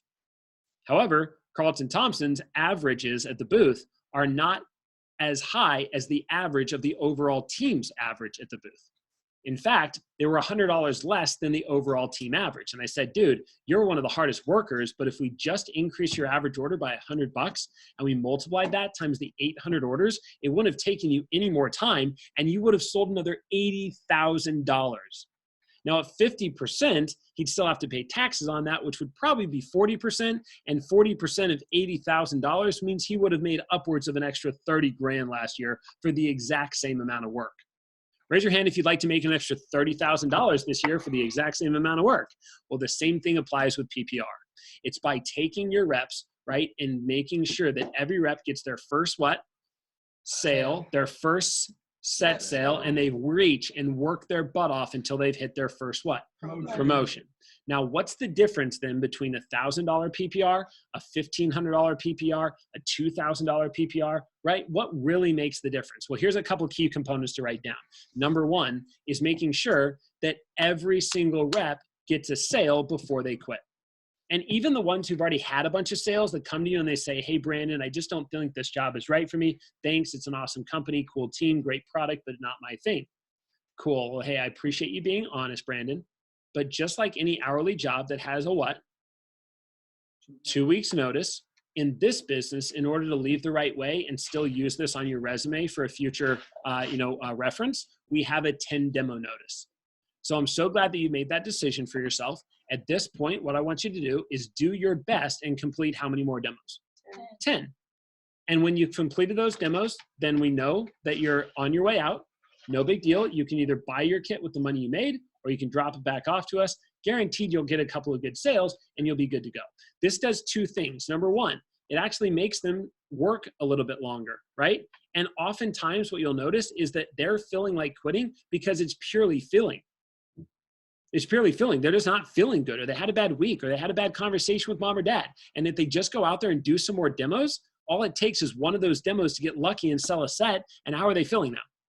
Or a homemaker, or hit their first promotion, right? Let's not forget that personal sales fixes what? Everything. So it's your number 1 mission to just make sure that you have that 10 demo rule. The second thing that this does is even if they don't end up feeling good about it and they leave, right? What happens is they leave on a high note. They leave by getting 1 more order. Make sense? So we need to get better at communicating the 10 demo rule. And the best way to communicate it is making sure you cover it in training. This isn't on day 1, right? But you talk about the 2-week rule, right? Nobody gives it up until you've given it a shot for 2 weeks. Training lasts 2 weeks. Can't quit during training, right? And then on the second day, when you're covering the base pay and QPR, you talk about how, hey, there will come a time where every one of you needs to move on and leave the job. And when that occurs, hey, no biggie. But what we want you to be focused on is making sure you complete 10 more demos. Sound good? So that one thing can really help your PPR. The second thing that I'll give you that will really help improve your PPR is your top 20%. It's Pareto's law, Pareto's rule of the fact that 80% of your production comes from your top 20% of people. Listen, if your number one rep this summer isn't even at $10,000, it's going to be tough for you to increase your PPR to anywhere above $1,000, right? So question should not be if you get people to dirty 30 and 10K. The question should be how quickly can you get people to dirty 30 and 10K and beyond? The question should be how quickly can you get people, right? Or how many people can you get to dirty 30, right? And also you should be asking yourself a few other questions. Here's one of them. What's your number one rep going to be at this summer? And I ask myself the same question every summer in the pilot. By the way, yes, I have a plan for each of the CSPs and what I want them to do, but ultimately those are their goals. But I also have a plan for myself. And my best summers are when I have one rep that knocks out over 30K plus. Here's something to write down. I want you to ask yourself this. Start at the top. What's your number one rep going to be at for the year or for the summer? And what do you want them to be at? I want you to ask yourself the question, not if, but how. What if you were to assume right now that you were going to be meeting somebody this summer that would go through training and get a sample kit that was capable with the time, the resources, the connections to be able to sell $50,000 their first summer? Now, I know that sounds ridiculous and insane, but if you were to go with that assumption that you were going to be introduced to somebody who had the potential and capability of doing that, and you were to ask yourself the question, not if they could ship 50K, but how can I help this person ship 50K? You would start to come up with some answers, wouldn't you? You would start to think about, well, how much of that would come from SC2 push and SC1 push? How much would they need to do in their fast start? What kind of habits? What kind of schedule? How many demos do they need to do? But the reality is that in our division, even in the summer, our average rep is doing less than 7 demos a week. That's the truth. No wonder our average rep is selling less than 2 or 3 grand a week. And if a representative doesn't even get over 10 grand in a summer, they haven't even made $2,000, which means they would have made more money by taking the hourly job somewhere else, even after taxes. You see, if you give somebody this job, you need to be obsessed with getting them to $10,000. Otherwise, their expectations don't really meet reality. And it doesn't become that number one position that can grow them personally, professionally, and financially. Not saying it's bad, but it's definitely not as good as it could be. Does that make sense? Here's another question, right? How many reps can you get to $40,000? Anything over 30 grand gives them a shot at winning the scholarship. So getting people bought in and tied into the scholarship, helping them with writing a script and an approach of how to share their goals, of the fact that they're working really hard this summer so they have an opportunity to win a what? A scholarship. That would be something that would help. And what would it take to have a $40,000 summer? If you think it's impossible, let's not forget that John Giacchino did $38,000 his first summer around an internship and won a scholarship, right? Let's not forget that Richard McCauley won a scholarship and did something very similar. Let's not forget that Gage Karolchek won a scholarship and got to $33,000 in sales. These are the things that happen when you get people thinking big, when you do napkin talks, when you project and plan things out. Make sense? All right, here's another question. What are you doing to promote the 3 clubs? The 3 clubs. And we have this in the PowerPoint slide for team meetings. We talk about this all the time. Last summer, it was going to be one of our main initiatives. I know Claire and I really discussed that. But the 10K club, the 20K club, and the 30K club. Let me break it down real quick, right? If you want to sell 10K for the summer, all that takes is 10 calls a day, 5 days a week. You make 50 calls, you book 5 demos, you complete 5 demos for 12 weeks, you completed 60 demos, or in other words, 1 demo a day, and after 2 months, you'll have sold 40 orders and at $250 average order, which is way below it. You can blame me when you make more money. You'll have accomplished $10,000 and made 2 grand, hit 4 promotions, gotten a 300% raise, won a bunch of prizes, and now you're stacked and can get any job you want because of the way your resume looks. Or you'll understand that your training's out of the way. The real job has begun here, and now you can offer, and now you're qualified for the opportunity to be an assistant manager or to move into our events team. That's the 10K club. Everybody, by the way, should be signed up after their fast start to reach the what? Or to be a part of the what? Dirty Club 30, right? And the 10K club. The question is not if, the question is how quick. Make sense? A demo a day gets you to 10K. Cool? Now, if you want to knock out 20K for the summer, you're going to make $5,000. How do you do that? Well, double the phone calls, double the sales, but more than double the income, because now you're making 30% off that last 10 grand. So instead of making 4 grand, you'd make 5 grand. We'd like to make $5,000 here this summer. Awesome. Well, let's talk about how you do that. You break that down, and that means you'll hit 5 promotions. And what that comes down to is making sure you make 20 calls a day, 5 days a week. You make 100 calls, you book 10 demos. You book 10 demos, you're going to be right on track to be able to Do that over the course of 12 weeks. What is that? 120 demos. Comes out to about 2 demos a day. By the way, 120 demos, where does that get you? Well, it's going to get you about 80 orders, and 80 orders at a 250 average order gets you to 20,000. That's assuming that your averages don't go up. If you make more money, you can blame me later. And then you can go into all the promotion, right? And you guessed it, what's the 30K club? Well, 30 calls a day, 5 days a week. Now I get it in the summertime, right? 30 calls. How long is that going to take them? An hour and a half? They've got nothing else to do? Come on. And if they're doing demos every day, what does it look like to make 20 calls in the morning and then do 1 demo and do 5 before and 5 after? Or if they're knocking out 3 demos a day, which they should be doing 5 days a week, that's 15 demos, and you do that for 12 weeks, you're right where you need to be. But think about this. 3 demos a day, if you just made 5 before and 5 after, all 3 demos, there's your 30 what? Wow. You with me on this? It all sounds great, but do we do it? Do we follow it? Do we promote it? Do we have boards? Do we have promotions? Are we getting people tied in? Are we actually signing them up? Are we writing down the math, showing it to them, reviewing it for them? Does this make sense? So if you want to improve your PPR, it's all about finding the sharp kids and getting them to think bigger. If you get 1 kid to $50,000, what could that do for your overall productivity? Right? And if your average person is selling $1,000, one 50K kid makes up for 49 others that never sold anything. Pretty powerful, isn't it? So PPR is your greatest friend. It is your greatest tool for making more money. You guys with me on this? And the way you drive PPR is through fast start sales and through focusing on your top what? 20%. Questions on productivity? Cool. The next thing I want to talk about is recruiting. The number one way that you break down goals is to begin with recruiting.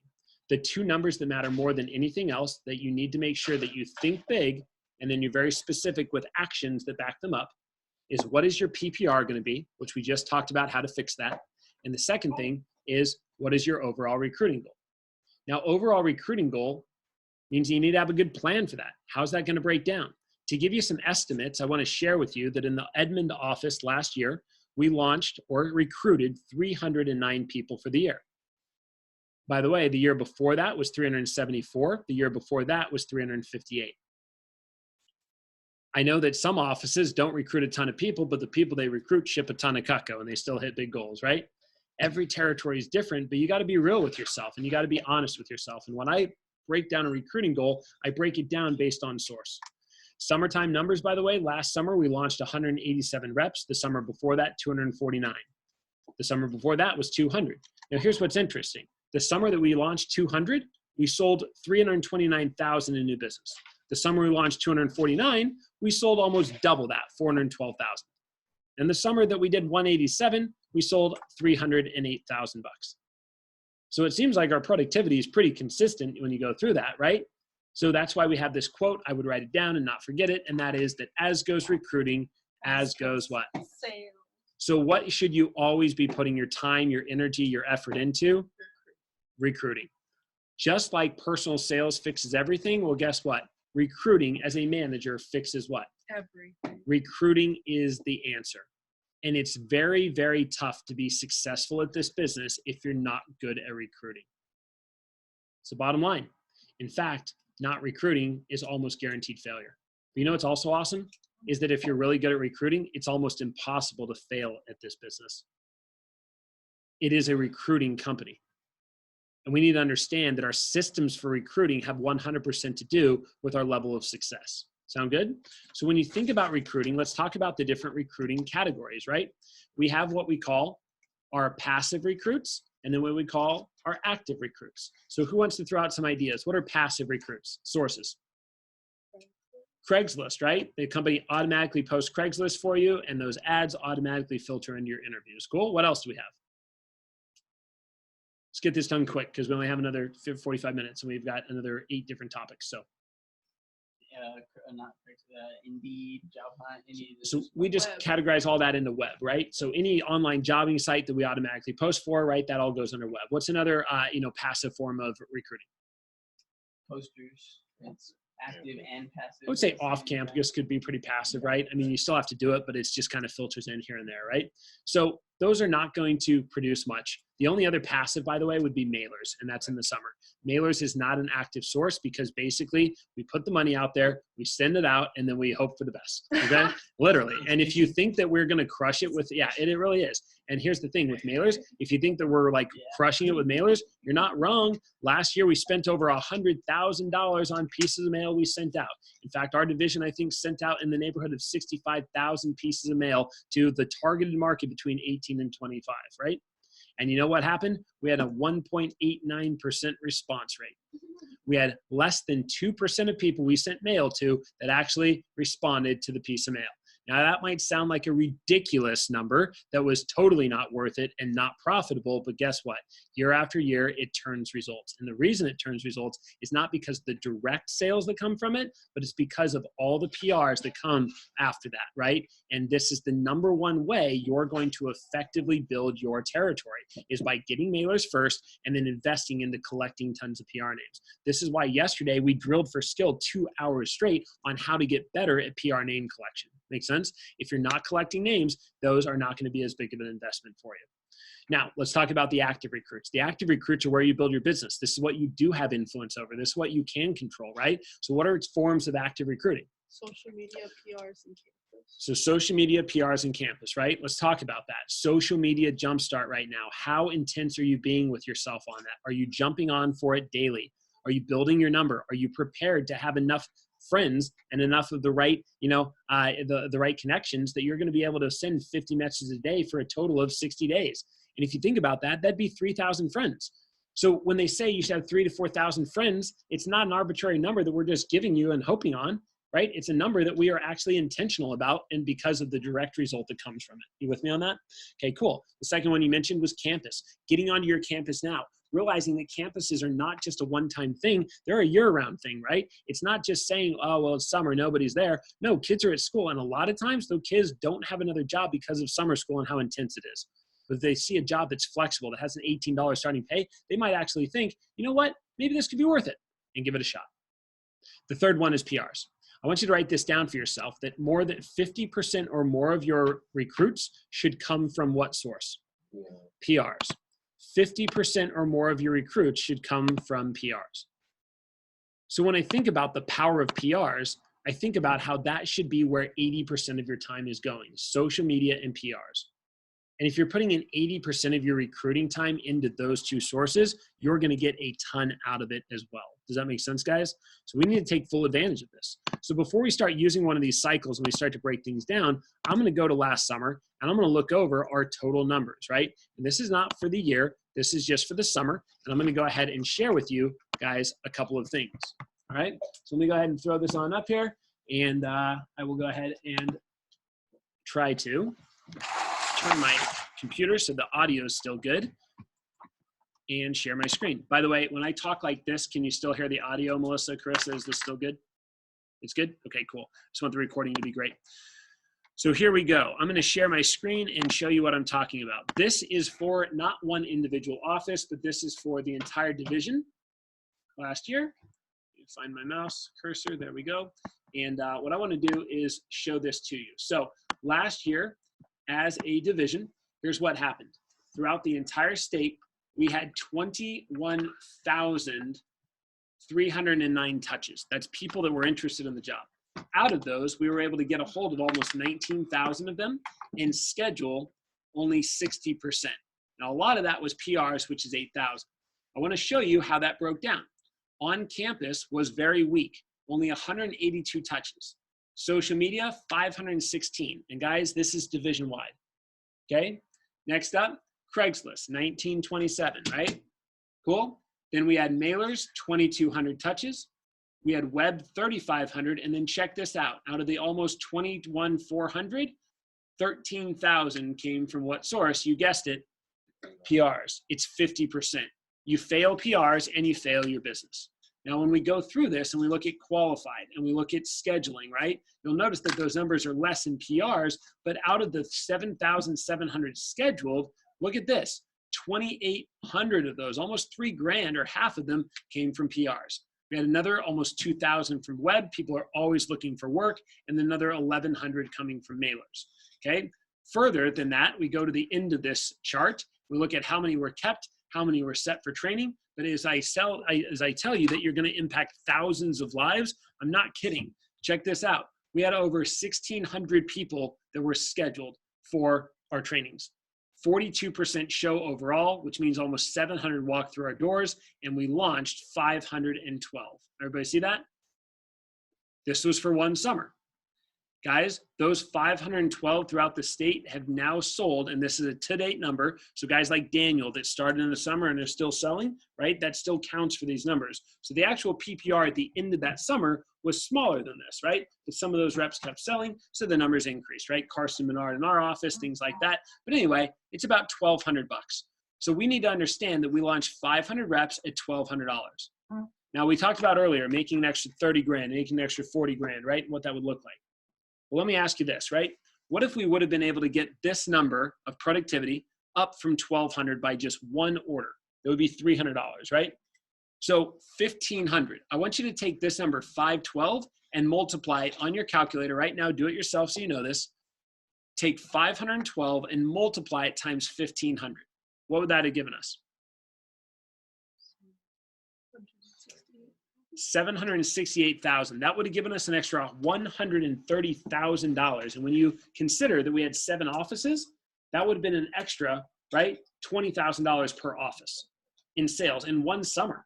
And by the way, all that breaks down to basically is an extra $1,000 a week per office. Does that sound so scary anymore? So when I think about building PPR, it comes from just getting the daily wins, getting the little wins, doesn't it?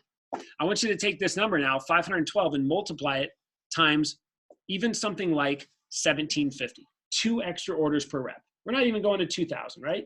Just 1,750 times 512. What's that give us? 8,000. Oh, sorry. Here. 900 grand. Yeah. $900,000. Guys, that's an extra 270 grand that would have come from this. $270,000. That would have made our year a growth year instead of being down for the year. Because we got what? 2 extra orders per rep. And that's just in the summer campaign, not even year round. You guys with me on this? So when we see these numbers, when we break them down, and when we see where we're at, we need to be using these as metrics to really lead the discussion of what we need to be doing. And check this out. Out of that 635,000, right up here with PRs, 390 grand came from PRs. If you take away PRs, you take away more than 50% of our sales. By the way, our overall productivity was 1,200.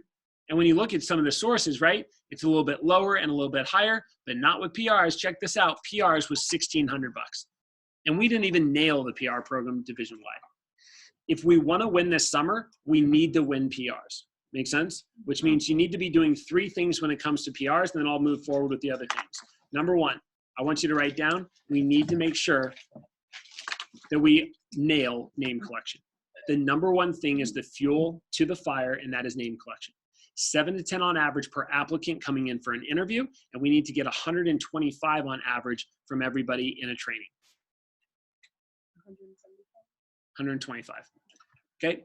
Next, you need to make sure that you have a very good system for scheduling.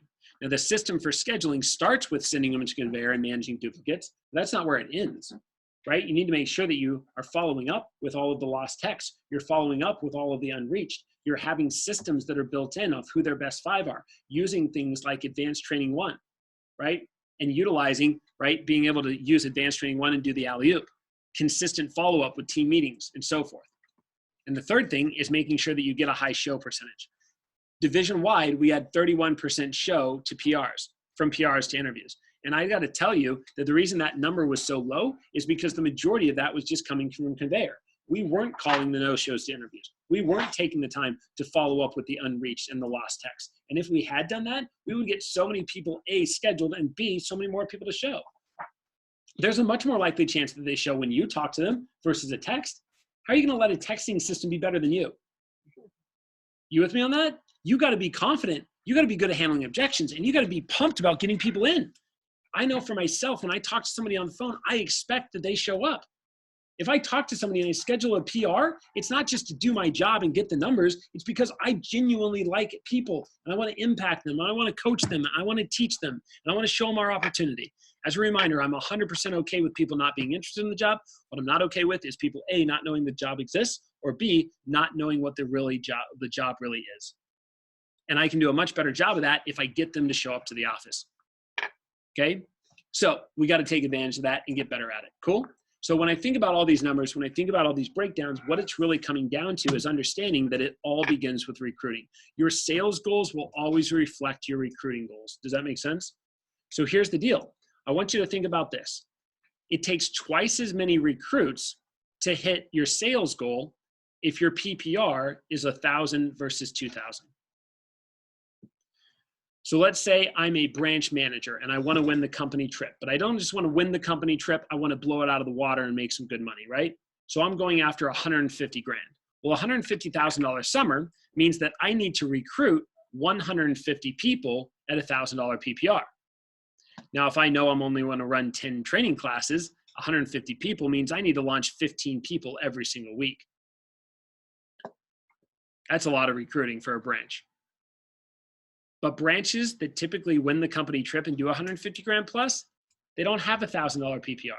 They have a PPR of 2,000 or 2,500. Not because every rep actually sells that, but because they're really good at driving first weekend pop, fast start sales, and getting a couple of rock stars that go big. Does that make sense? Another way you could look at it, by the way, is this. I'm fully committed to finding 15 people this summer that I can coach to make 50 calls a week and complete how many demos? Because if I can get 15 people to do 5 demos a week for a total of 12 weeks, they're all going to hit Dirty 30. And if I can get 15 people to hit Dirty 30 this summer, I'm going to sell 150 grand. Now, does that mean you should only recruit 15 people? Heck no. It means that you should probably recruit something like 30 or 45 to give yourself all the other shots, but find a way to get 15 people bought into the idea of going after 10K. And by the way, I also wouldn't get them bought in the idea of going after 10. I'd probably get them bought in the idea of going after 20 or 30. And when they fall short, they still hit 10 and I get what I want to. Are you guys with me on this? But what a different way of thinking. What would you rather do? If you love recruiting, maybe you want to come up with a plan to recruit 150 kids in the summer. But if recruiting isn't your thing and you're like, dude, I just want to recruit quality kids and get those people to make a lot of money. Fantastic. Then how do you recruit 50 and find a way to get 15 of them to Dirty 30? You with me on this? And you still sell 150 grand. Cool? So you've got to understand that all comes from those two numbers, recruiting goals and PPR. Deal? Yeah. What this breaks down to is knowing the seasons in your summer. And I want you to put that down in your notes. Summer seasons, right? We talked about this for a long time. But April, okay? We talked about the 4 Ps, right? I haven't brought these up in a while, so this will be a good quiz for me, right? But April's all about practice. We practice in April, right? We're really trying to execute. And again, if you want to do things right, try to make April feel like May and May feel like June. But then we get into May, right? And May is all about what? Huh? No. I know the last one. Is it performance? May is still about practice. Shoot. It's still about practice. Whatever happens in May doesn't matter. I've had Mays where my first week was like $100. My second was like 2,000, right? I forget who I was telling this to. I think it was Brandon or Ayame. It was Ayame recently, right? We had kind of a bad training class. I said, you know what happened my first summer coming out here in 2016? I said that my first few training classes did well. We sold a lot, but then I had 32 people set for training. 32 people. And by the way, I ran all of the interviews as a 10-year veteran. And guess what happened? One of them showed up. And she was from my worst school. She didn't have a vehicle, and she didn't even have 10 names on her list. And this was mid-May. And I looked at it, and I was like, all right, something came up. We're going to have to reschedule training. I would never recommend doing that, by the way. But in this circumstance, it was like I had to just get on the phones and start booking PRs, right? And it was just one of those weird weeks. But guess what? We still succeeded that summer. We still did over 300,000 in new business that summer. Okay, life is 10% what happens to you and 90% how you respond. Are you ready for situational awareness? Are you ready for your highest highs and your lowest lows? This summer is going to be the hardest summer of your life, but at the same time, it's going to be the most rewarding. So be prepared for it, right? And when those types of things happen, how do you respond? So understanding that whatever happens in May doesn't matter. If you listen to some of Drew's old audio and video files, he's told his story of his first summer, his first training class, right? One made their first sale and quit, stole his kit. The other one, like, you know, I don't even remember what the story was, but it wasn't good, right? And Drew's first office in West Denver off of Colfax, which is basically the street you don't want to be on in Denver, had bars on his windows. And his summer did over $400,000 in new business sales as a brand new office. Anything is possible. The manager makes the territory. Territory is not to make the manager. So May is all about practice. Does that make sense? Okay, good. Then we move to June. We move to June because May is where our mailers are hitting. We have what we call gold period. Gold period starts mid-May and it goes till the end of June. Mays are hitting, people are graduating, people want jobs, people are eager to check out new opportunities, right? It's also challenging though, because there's finals going on and there's graduations going on and there's senior trips going on and college kids, right, are going off to church camps. I mean, it's not easy, right? The schedule's got to line up. But here's the deal. We go into June, and what is June about?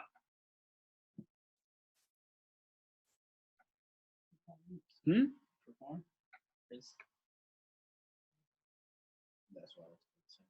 Huh? So we practice, right? And that's kind of the preseason. I guess it's not the practice, performance, and then payoff and profit, right? Okay, But here's the that's deal. what I thought Yeah. it was going through. I was like, where's I would the- say performance, right? Performance, because now you've built a team. And in June, once you've built a team, what starts to happen is that team starts to get plugged into being assistant managers. They get bought into the SC1 push, right? Performance starts to happen. You're practicing, doing everything you can, but then all of a sudden you start to perform. You start to compete. Things get exciting, right? Cool. So we kind of have the preseason, right? And then you've got, right, the season. Okay, and then you got postseason, and you got Super Bowl, right? Kind of thing, right? So what I'm trying to tell you here is, as we work through this, June is all about performance, and that's SC1 push. The SC1 push is a recruiting push, by the way. You want to win? Recruit the most people. Whoever recruits the most people wins SC1. It's the way it always works. And last year, I know many of you remember John Carpenter, right? We went down to Dallas, $100 million manager, and we beat him. You know why we beat him? Because we recruited more people. He had more CSPs, he had more firepower, but guess what? We won. And we won because we recruited more. You win through recruiting in SC1. Cool? Then we get to July. What's July start to be? Profit. You're going to spend so much freaking money. You're going to be so broke in May and June. I've been doing this for years and years and years, and May and June are my brokest months. Dad cannot take you to ice cream, Sophia, because I don't have any money. Let's go into your piggy bank and pull out some change and see if we can afford Brahms for $1.20, because Dad just dropped $25,000 in the last 2 weeks, and I ain't paying for it. I'm serious, right? But by the time you've built the team, by the time you've really got things going, right, you've paid off a lot of those, expenses. Well, now July, your team knows what they're doing. You've retained them, and they're cranking, right? And July is where we have a couple weeks in between SC1 and SC2 to go into the SC2 push. When SC2 begins, mailer season's over, gold period's over. If you have a strong recruiting program when it comes to PRs and you got good culture, you can still be launching 10 plus per week. But SC2 is what allows reps to really, really excel. And we go into August, and August is all about the payoff, right? So practice, performance, profit, and payoff. If you do things right, it's also the transition. So I'm going to share this with you right now. And we're going to go into breaking down some of the metrics, breaking down some of the numbers to help you start to look at this. If you go to the website, and you can write this in, all of you have access to this right now, tinyurl.com/GPD goals. You will notice that you will have 2020 candidates that pop up here. You'll have all of our spring goals that aren't completed. So managers, please update these. And it's going to have templates. The template that I always love to see is the summer template. And that one looks right here.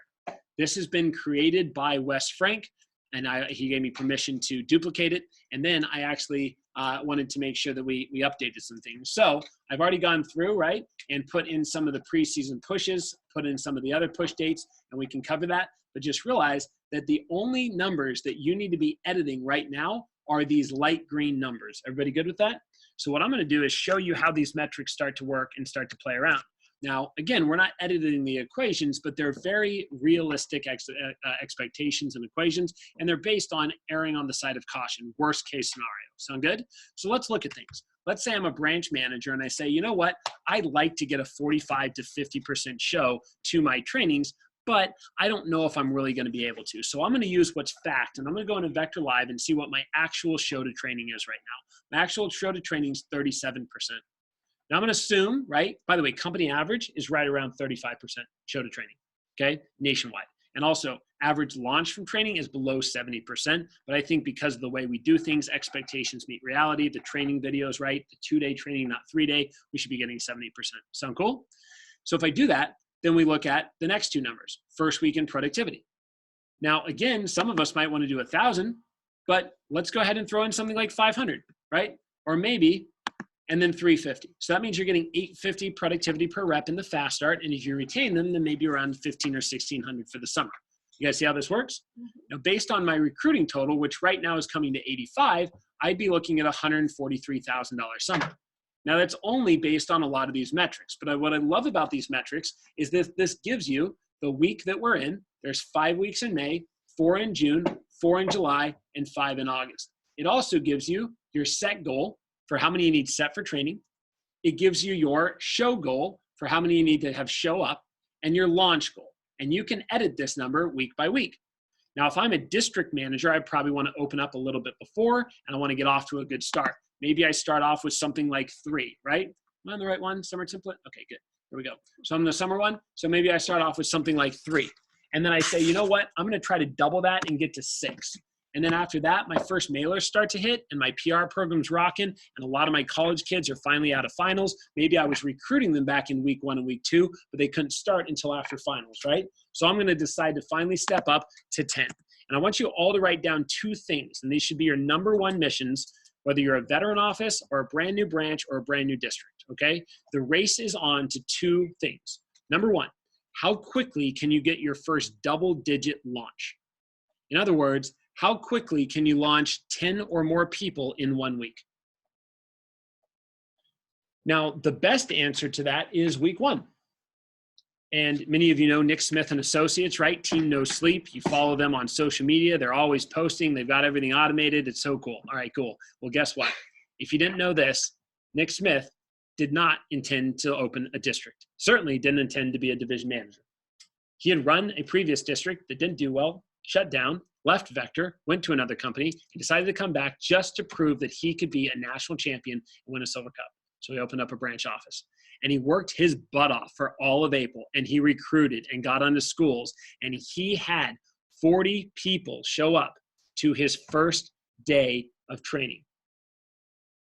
And 30 people launched from his first training, week 1 of the summer. And those 30 people sold $1,000 on average productivity, which means his first week as a branch manager sold $30,000 worth of Cutco, launching 30 reps. That is what it means to get off to a fast start for the summer. Now, that was a lot of work going into that. And if you don't start that way, you can still be successful. But that's the first thing, double-digit launch. How quick can you make it happen? Sound good? The second thing you need to write down is how quickly can you get to your first double-digit sales week? Double-digit sales week. Sound good? So we got to build this the right way. So when I think about this, I think about getting to 10. And then maybe you don't step up that much. You only get to 12 the next week. But May week 5 is where everything gets wild, okay? I don't have the quantum up right now. I could probably pull it up and show it to you guys. But I wanted to share this with you. I'm looking at it right now. And last May, let me walk you through what happened here in the pilot. Are you ready? We went through the 5 weeks in May, and this is what we launched. 4, 8, 13, 19, 22. Pretty crazy, right? But the year before that, we did it right. And that was with Bailey and Mai's leadership. And let me share this with you. We went from launching 8, then 7, then 8, then 14, then 31, then 48. One office, we launched 48 representatives. I remember that day 1 of training, we had over 60 people show up to training in the old office. We had to move desks. We had people sitting on top of each other. And Ayami's nodding her head right now because she's like, yep, I remember that, right? I think I was in one of those training classes. 48 people, 48 sample kits out at the same time on day 2. That's what happens when you're hitting on all cylinders. That's what happens when you have a great show to training. That's what happens when you have a great PR program, when you have great social media, when you have a phenomenal campus program and mailers are stacked because it's gold period. Are you prepared to run a training class that size? And if the answer is no, then how do we get prepared in the next 9 weeks? That's exciting. Just so we're clear, that summer we launched 249, and check this out, 68 came from May, 110 from June, and then only 30 in July and 40 in August. So what does that mean? Almost 50% of our recruits came in June, and 50% of our recruits definitely came from May week 5 and June. You with me on this? So if I'm a district, I'm thinking, how quickly can I build to this? And then after I do 12, could I get to 15? And that's where I need to really look at that and say, well, I don't know. What does it look like to get 58 people set for training? Oh, Whatever number you put in here works backwards and tells you your show to training goal, and it tells you your set for training goal. And that's all based on the metrics that we've plugged in down here. So if I put in something like, I'm a great recruiter and I'm really good at running interviews and it's my office, so I'm gonna run all the interviews. So I think that even worst case scenario, I can get a 45% show. Well, great. I don't need to get as many people set for training now. Or if I do get 58 set for training, man, I could probably launch more. Look at that. See how this is working? All these numbers get automatically adjusted based on the metrics that you're putting in down here. So if you suck at numbers and you suck at this math and breaking things down, oh. Done for you. play with the numbers. All you're doing is changing the light green cells. That is it. And the rest of it plays itself out. So I'm going to encourage all of you to go on to Vector Connect at some point and download the quantums for last year's branches and download the quantums for last year's districts and start to study them. Start to go through them. Start to see how week by week their numbers broke down. And then start to say, well, why is that? Maybe ask them questions and then be able to research how you can get that done in your territory. Cool? So let me go through a few other things. 46. Now let's look at what that would do for us, right? It would show that week 1 is right here. We need 12 set for our first training, 4 to show up, 3 to launch. This allows you to plug in your actual, so you can say, you know what, we only launched 2, we were down 1, or as it starts to happen, man, we launched 4, so we were up 1. And it tells you how many more to go to your goal for the campaign or for the month, and then how many more to go to your goal for the campaign. You guys see this? Pretty cool. So again, I'll just delete that for now, but you can see how those would work. It also tells you how many need to be PRs because more than 50% do. First weekend CPO, $1,500. You don't have a second weekend CPO yet because you don't have a training class from that week. The rest of the team is assumed at 0. And what this doesn't plug in is assistant managers you bring with you. Right? This doesn't assume that you might get a past rep back in your territory or any assistant managers that were recruited in the spring that end up transitioning into the summer with you. So this is purely just sales that comes from these new recruits. $1,500 would be your sales report. You might not be that happy, but you probably only got 1 to show to your team meeting. And somehow we try to get 5 demos booked. Pretty cool, right? Team meeting attendance, 5. And again, those numbers are a little bit off with the way the calculator works. All right, next week. 23 set for training because we got 1 PR from every one of these guys plus some other sources. We launched 6. Those 6, based on your first weekend PPR you put down here, which was 500, are going to sell $3 grand. Your second weekend group, right, would be here. And because they didn't sell much their first weekend, the computer's assuming that they all quit. So they didn't sell much either. So you only went from 1,500 to $3 grand. But now you have a bigger team meeting. Okay, now we're into week 3. We launched 10. 5K first weekend. 1,000 second week, right? Now we got a 6K sales report, and now we're building. Now we launched 12, 6K first weekend, 3,500 second week, 1,200 from the rest of the team that actually decides to stick around. Or maybe you got a lot more because you promoted them to staff, but now we're looking at 10 grand. And now you got 15 launch and 7,500 and 4,200 and 16,000. That would still equal a $40,000 start to the summer. Not great, but not terrible either. And look at how half of that almost came from the last week. 5 weeks is a long time, guys. So just because week 1 or week 2 doesn't go your way doesn't mean that you made a mistake and that this is a terrible idea. You've got to just focus forward. You got to stay right on one target number, and that is set for training and how many are PRs. That's all that matters. And then you keep going, right? And then you build it. Maybe this is your biggest training class of the summer. And then you dip back down to something like 15, and then you say, no matter what, I'm going to make sure that I stay above 10 every week.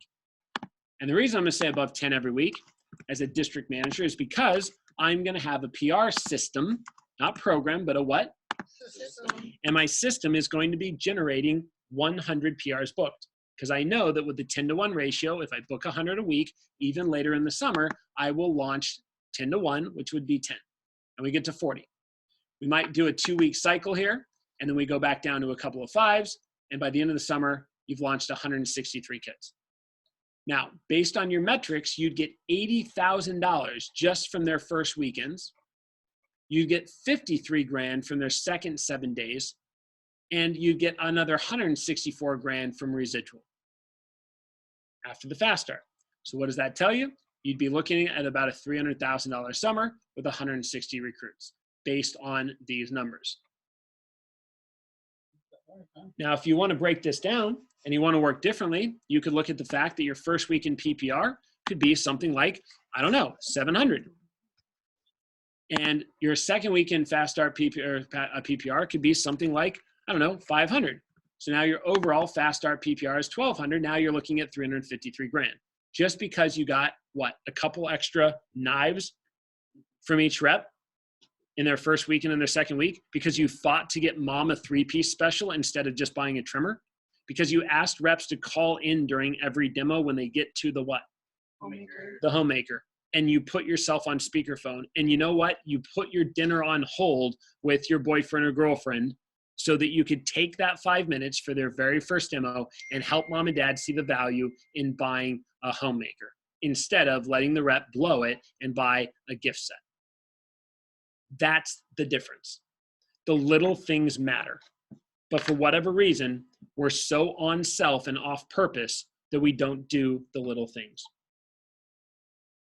Oh, that number's popping up. I promised them the world that I'd be there for every single thing, but I'm tired. I just finished training for 2 days, so I'm going to silence the phone call. They double tapped me. Oh, I really need to answer. Hey, oh, what's going on? Oh, yeah, they don't like the homemaker? Okay, cool. Yeah, we got other options. Just show them the other sets. It's good. And just, I mean, keep smiling, keep doing your thing. And then when they find one they like, give me a call. Yeah, good? Okay, cool. See ya. Oh, they're a little unsure on it? All right, cool. Hey, let me ask you, do they like Cutco? Are you having fun? All right, I'll tell you what. Since you're new, I'm going to help you out on this one. Throw me on speakerphone. I want to show you how we can get them into a set. You ready for this? All right, good. Hey, hold on just a second. Hey, sorry, I got to take this. It's really important. I promise them the world. Do you understand? All right, I'll be back in 5 minutes. Thanks so much for your understanding. All right, cool. And you've closed the freaking deal. That one decision completely changes the future of that rep's career with our business. And it follows through and it builds integrity. You told them that you'd be there for them and you showed up for them. Does this make sense? I could go through a million other exercises of the little things making the big things count, guys. But when it comes down to it, this is where it all breaks down. So I hope you like this document. I hope you like the understanding and the breakdowns of it, right? And working through things.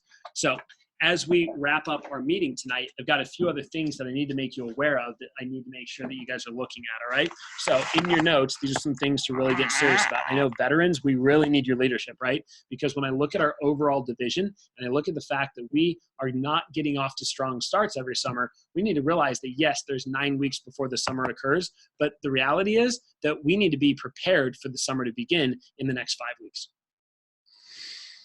Because we want April to feel like May. And we want May to feel like June. And if we can make May feel like June, then we can already be getting, right, a doubling type of business. Last year, our organization sold for the summer just under $1 million in total sales. This summer, if we have any shot at $3 million, we need to have a $2 million summer. And when we were breaking down our goals and we were putting things on paper, we looked at the fact that if we hit our numbers for the summer with our 8 offices, we will recruit 895 reps. launched with a sample kit. And if our sales projections are proper and right, we will sell 1.7 million in new business, which is more than double what we did last year. That means you're giving yourself a 100% raise on average per person that's running an office this summer in our division. And I know the FSM and CSP team will come up with another 300 grand, which means we'll knock out our $2 million summer. And if we want to do that, here's some things we need to be aware of. Number one, we need to make sure that you're intentional about winning every week so that you can win every month, so that you can win the campaign. Breaking down your weekly recruiting goals. Does that make sense? And starting to look at this and say, okay, well, maybe I'm a branch manager, right? I'm Claire. I don't get back until May 13th.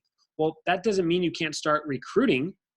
We can start using April and recruiting through virtual interviews and getting people bought in and tied into doing things, right? Before the summer even begins. In fact, I even told Claire to send her people to the pilot office before she's even out here, and they'll count for her office. Daniel, I would be sending your people down to Tulsa and having them train out of the office in Tulsa before you're even open up there in Bartlesville, so you can open up and already have some sales and some recruits. Adam in Fayetteville, hey, do some virtual training, do some online trainings, right? Or possibly train them yourselves without having an office open yet. But he lives nearby, so he could actually get his office early and train on a Friday, Saturday, even though finals aren't over yet. Get an early jump. Does that make sense? You've got to bring momentum and confidence into the summer. Okay, cool. The next thing is, right, it's all about summer momentum. I want to tell you this, 50% of your recruits, right, the goal is for 50% of your summer recruits to happen by the end of June week 2. In the first 6 weeks, in other words, right? So I know Bailey, you and I were breaking down numbers, right? And we're saying 250 recruits. So our mentality needs to be in the first 6 weeks of the summer, how do we get 125 launched? Now that might sound insane, but we got to remember the summer is 18 weeks long. So half in the first 6 weeks. Half in the first third. That's the way you should look at it, right? In the first 6 weeks, half of your recruits. Now branches, by the way, you're going to run training all the way through until probably mid-July, right before SC2 happens. Why not? So on average, you typically run anywhere between 8 and 10 training seminars, okay? Next big thing I want to remind you of is when it comes to PRs, the rule is 10-to-1. Every 10 PRs that get scheduled for interviews equals one person launching from training, okay? So you need to understand that on a daily basis, you need to have a PR set number, right? And really in the summertime and gold period, you should never have a day that PRs don't get booked, whether that's through conveyor or through you or through your staff. There needs to be a mentality that every day matters. Every day counts, right? We're in the summertime. This is a freaking hurricane. And we just need to make every day count. We need to make every day a win. So we talked about it yesterday at the DM staff day, but time blocking. How long does it take to make 20 calls? Typically about an hour, right? And at a 10-to-1 ratio, that means that you're probably booking 2 to 3 per hour. And there's a lot of things you can do to increase that efficiency and start to book 4 or 5 an hour if you do things right. But here's the deal. If you got really good with using your Google form, with Best 5, with 3-way texting, with social media messaging, I'm in a firm belief that during gold period, as a district manager, you could be booking about 5 an hour or 3 or 4 an hour. Make sense? So what if every day you were to time block 3 pure hours of just PRs? I guarantee you'd book 10 that day. And by booking 10 that day, you'd guarantee at least one more launching from training. But it wouldn't just be one, it would be a really good one. And that one kid could be your district manager or be your next top person. Everybody with me on this? So the 10-to-1 ratio, understanding the funnel, understanding blitz days, knowing about them. What are the best blitz days that you should be targeting and focused on? In my opinion, right? During the summertime, it's all about making sure that you hit Saturday and you hit Monday. Those days count. Those days matter, right? And I know we're going to do a big discussion about summer schedule in the near future, right? And how it breaks down in our caps, right? But I'm really excited about some things we've learned based on productivity measures, right, of how we can build that. What I want you to write down is systems. The definition of a system is something that is so simple that it can be duplicated by anyone. What are your systems for your staffing? And what are your systems for your blitz? When I say staffing, I mean callers for your blitz, right? When I run a blitz, there's a kickoff meeting, there's a contest, organized lists. We know who we're calling. We have expectations of 20 calls per hour, 55 minutes off, 5 minutes, or 55 minutes on, 5 minutes off. That'd be a really terrible blitz day. Take a 55-minute break, right? But we have systems for this. We also have tracking documents for it. We know what we're doing. We're getting training done far before we have the blitz day. So the actual blitz day is just that, blitzing. Does this make sense? And there's systems in place for doing that. I want you to write down a question for yourself, and that is this. What is the most amount of PRs you're going to book in one day as an individual? What's the most amount of PRs that your office is going to book in one day as an office? What's the most you're going to get in 1 hour? Are you thinking this way? Are you competing against yourself? Are you asking these types of questions? And if the answer is no, we should start. You want to know about old school Vector? We used to pay thousands of dollars every week for receptionist coverage. And I remember that there were bounties out to break region records. And there was a bounty to break the region record of 180 booked in one day. The actual original record was 150. And so I set out for it. We had a calling team of 10 people, plus myself and a couple of staff, and we ended up booking 156 PRs, and I won a $1,000 bonus. And then the next week, somebody booked 170. And I said, no one's going to dethrone me. So I got back out there, and we built a bigger calling staff, and we booked 182 PRs through physical phone calls in one day. It took us 9 hours, and we got it done. And I got another $1,000 bonus. It was fire. And now we won't even book 180 in a week. What if we went back to old school calling? What if we went back to old school standards and systems?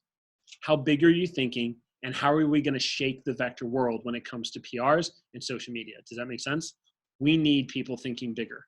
And this is why we need staff. This is why we need people to be excellent with calling and scripts and training. Does that make sense?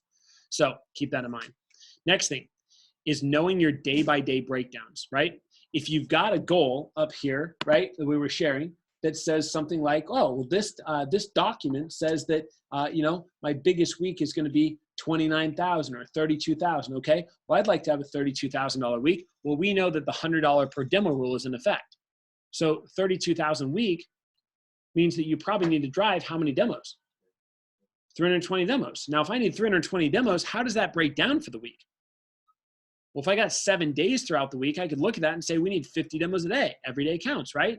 Or we could look at it and say, you know what, in the summer, it's probably going to be more people available on the weekend. So I'm going to really put 50 or 70 into Friday, Saturday, and Sunday. So right there, there's 210. And then we're going to do maybe 30 or 40 during the weekdays. You see how that would work? And knowing your numbers. Or knowing that, you know what, up here it says that I want to launch 20. So I'm going to try to hit that goal purely through PRs, which means we need to book 200 PRs.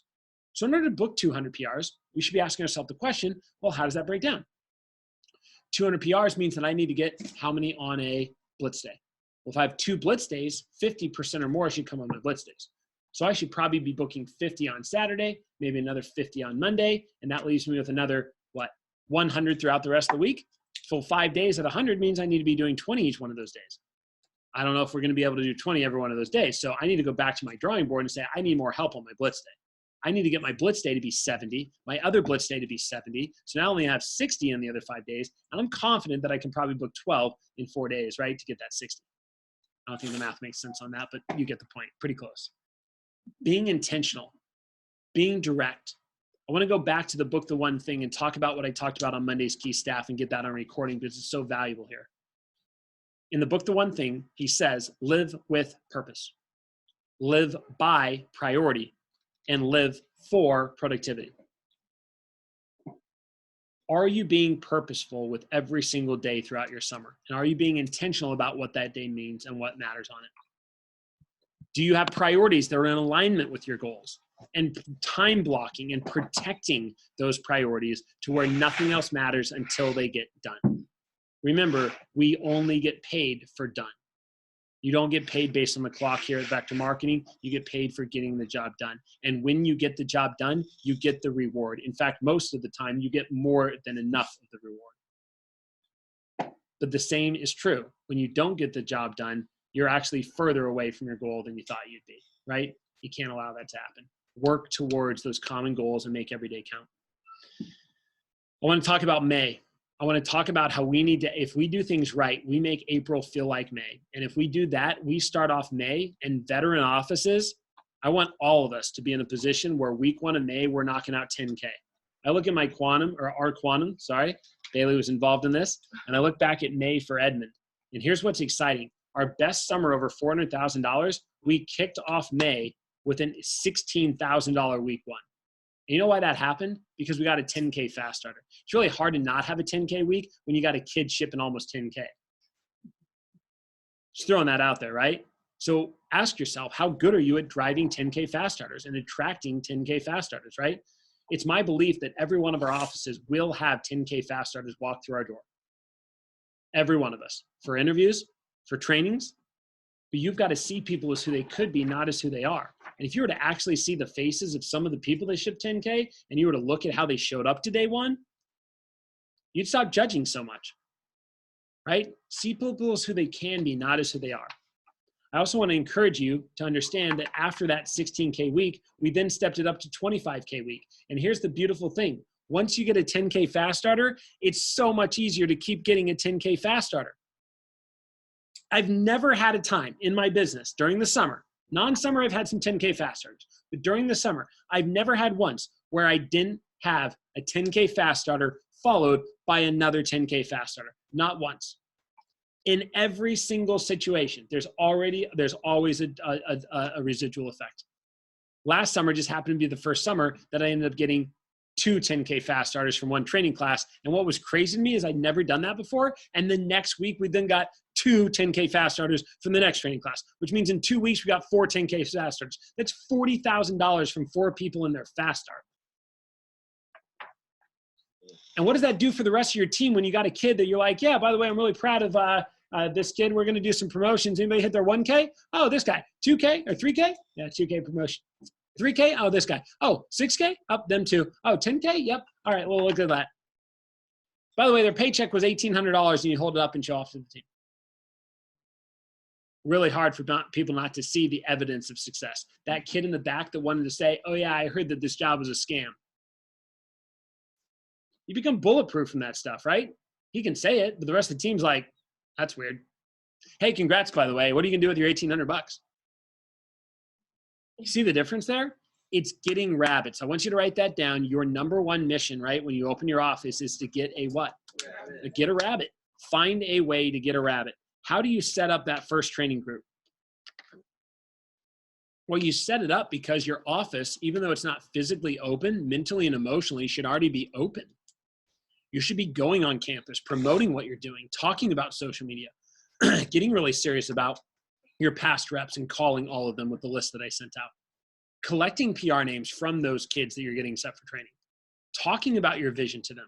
Hey, I know this might sound weird through FaceTime, but listen, I've done 8 months of preparation work. I've got a huge vision, and we are going to be the #1 office in the division. We're going to be the #1 office in the Southwest region. We're going after a silver cup. That's going to be extremely difficult to do, but I need leaders, and you're the type of person who can get us there. So the only way we're going to have championship type of results is if we add on more champions. You're a great person. I know you know great people. So this is the part where I really need your help. And you tell them what your vision is. You get them bought in, and then you get them tied into giving you a bunch of names, 3-way texting them, right? And not being afraid to ask on the spot. This needs to start ASAP. Your sales numbers will follow your recruiting. And every time you run a training class, you're running the best training class you've ever run. Because every time you run a training class, you get better at running training. I used to say that in the opening comments of training. Hey guys, I'm so fired up. It's my favorite part of my job. If I could do one thing every day, it would be train people, but I can't. I've got other responsibilities. So to be honest with you, the reason I'm so fired up about this training class is because it's about to be the best training class I've ever run in my entire life. And the reason I tell you that is because every time I run training, I get better at running training. And by the way, I'm already pretty good at running training. Last week, in fact, we had a kid that came into training and he barely made it because he almost quit. He almost gave up, almost decided that it wasn't for him. His name was Vaughn Gray. He called me the day before. I had to walk him off the ledge, 15-minute phone call. But I said, dude, just give me 1% of your trust. I'll earn the other 99%. Get on in here. He decided to. It wasn't certain. After day 1 of training, he went out there and he knocked out $2,000 in his first weekend through virtual demos. Now, he's a student at UCO, full-time, summer school, on a wrestling scholarship. But he's from Pryor. So he hadn't even gone home and showed some of his best 5, guys. And here's what happened. When he did, he sold $12,000 in 3 days. And his second week's paycheck is going to be coming out tomorrow, and it's for a total of $3,000. Who would like to make that kind of paycheck? Cool. Well, that was last week's training. Last week's training sucked compared to this week's training, and I'm about to light your world. Are you ready? And by the way, what's interesting about this is that if you don't have a rabbit, somebody else does. You realize that there is always a rabbit somewhere in the nation. I look at this national sales report last week. Some kid out in South Charlotte is an SFSM. Kyle Law sold 11 grand. But the second rep in the nation, non-CSP, is Jaden Gary. Jaden Gary is in his second week on the job from Las Vegas in South Coast, which is the western Las Vegas, Nevada, right? Are you ready for this? $8,900. That's a rabbit. Second week on the job during school, $8,900. He's not even in our region. But if I'm you and I'm a brand new manager, I'm printing this thing out. I'm looking that up and I'm saying, hey, by the way, anybody who Jaden Gary is? Sweet, me neither. But last week in Las Vegas, he just started with our company. He went through the same training with the same training manual, the same product and the same price list, just like you guys. And he just knocked out $9,000. His paycheck this week going to be $1,800. Who would like an $1,800 paycheck? Guys, the verbiage doesn't change, but the promotion, the passion, the enthusiasm, the excitement, the potential, the opportunity is what needs to be real. Does that make sense? You must be promoting rabbits. You must be showing evidence of success to your people day in and day out. And you got to be fired up for your freaking training, right? All right. I'll wrap up our whole conversation today with just reminding you of 2 last things. Number 1, the power of the push. Please write that down. The power of the push. Now, we all know that PUSH stands for persist until something happens. We also have all heard before that push periods are life-changing. But I don't believe that as managers, we're really taking an effective approach towards push periods. Carissa should be smiling right now because she knows that there's a talk out there by a guy named Dane Espigard at SLC that talks all about push periods and how you can't just flip a switch. But without a doubt, every summer, we are in the middle of a hurricane. Bullets are flying. Nothing makes sense. We're reactive versus proactive. And pretty soon, time just goes out the window. Mm-hmm. And it's like, whoa, what's next week? Oh, it's a push. Wait. Oh, I can't rerun an interview on Monday at 10 a.m. because we have a division meeting. Oh, okay. Well, I got to call 9 people to reschedule them for that interview now because I forgot, and I got to be in Oklahoma City for that, and I haven't even gotten my people signed up, and. You guys with me here? Okay. That being said, let me be very direct and clear in the fact that you need to be intentional about pre-planning your promotion for the push, the power of the push. Got it? So we know dates, right? And I'm going to give you those dates right now, but I'm going to work through a couple of dates with you as we wrap up our division meeting, our Leadership Academy. The first date that I want to talk about is the first push for the summer. And the first push for the summer starts in the first 3 weeks of the summer. So if you want to put them in your calendars right now, day 1 of the summer is on April 28th. And April 28th is when the Virtual Sales Summit push starts.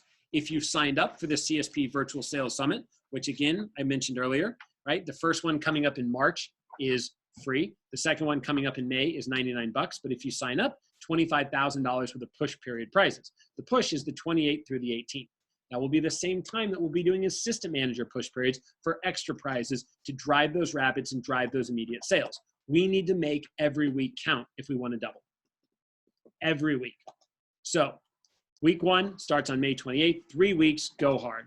That's when our gold period starts to pick up. Okay. And then we get into June. The second push is in June. So the second push is called the SC1 push. And as of right now, we're joining up with Dallas for the actual SC1 and the Texoma division. But you need to know that the push kicks off on the 15th of June. And the actual conference is on the 1st of July. So I'll get you a calendar with all these dates. But that being said, when should we start promoting the summer? Right when? When should we start promoting the Virtual Sales Summit push? Right now. Right now. When should we start promoting the SC1 push? Right now. In fact, when you're running interviews, you should be Yes, talking about the push periods. You should be talking about how exciting they are, how life-changing they are, how much fun they are, how cool the trophies are going to be, right? It's a blast. And then we talk about all the time how SC1 is where champions are born and SC2 is where champions perform. So the SC2 push is going to be in July. And you can write down that it kicks off on the 20th of July. And as of right now, we have it ending in August. I'll get you the official date, but it's either going to be the 6th or the 8th of August, which means it's a longer push. And SC2 is the Super Bowl of the year. You can literally take a representative that hasn't done much and then completely change their life during SC2. I'll never forget Lukeman, not even being at $1,000 in sales, completely feeling like he just hadn't given his best. He had to sell me on why I chose to put him on the 10K Alliance. And I spent an hour with him. I said, prove it. I just spent an hour, you owe me. And he went out there and day one shipped $1,800. He was like the #1 rep in our office for day one of push. And he shipped just under $10,000. He went into the push at less than 1,000. Miracles happen. Lives get changed. And we need to understand that if we really are passionate about hitting a $2 million summer, it's all going to come during the pushes. Cool? So execution of our push periods is everything. And we need to understand that the way we promote and the way we manage push periods is through the alliances. We have the clubs, 10, 20, and 30K for the summer, but we have the alliances for the push periods. The 3K Alliance, the 6K Alliance, the 10K Alliance. And I want us to talk about what it would take to actually get people bought in to thinking bigger, like 15 and 20K. For those of you that went down to SC2 in Austin last year, right? 78 people shipped $10,000. You didn't even win a trophy if you're at $10,000. It was like one clap for you, 1, 2, 3. All right, cool, right? And then what happened? And things started building. You with me on this? All right. The second thing I told you that I teach you is the $100 per demo rule. We've already talked about it, but I want you to think about it in terms of the whole campaign. Branch managers, you want to sell 150 grand? Well, I'll tell you the fastest path. Find a way to recruit people that can complete 1,500 demos, and you'll be going to Madrid, Spain.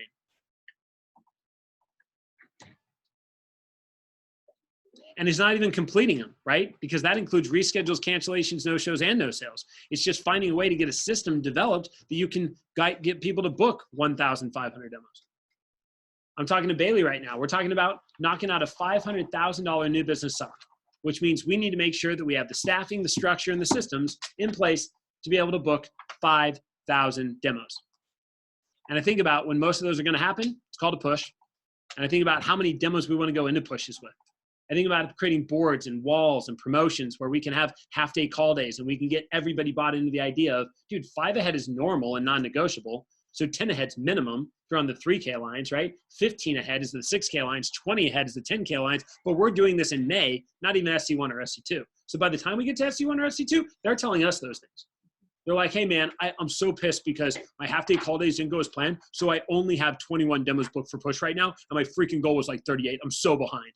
And I'm like, yes, you aren't. But keep phoning, right? Like, I want reps to tell me that because that's our culture we've built. You guys with me on this? So I hope that that was helpful. I don't feel like it was rambling. I feel like it was spot on, but I just got to remind you guys that when it comes down to it, okay, I was reminded by Adam Goff today of a quote. Victory comes in preparation.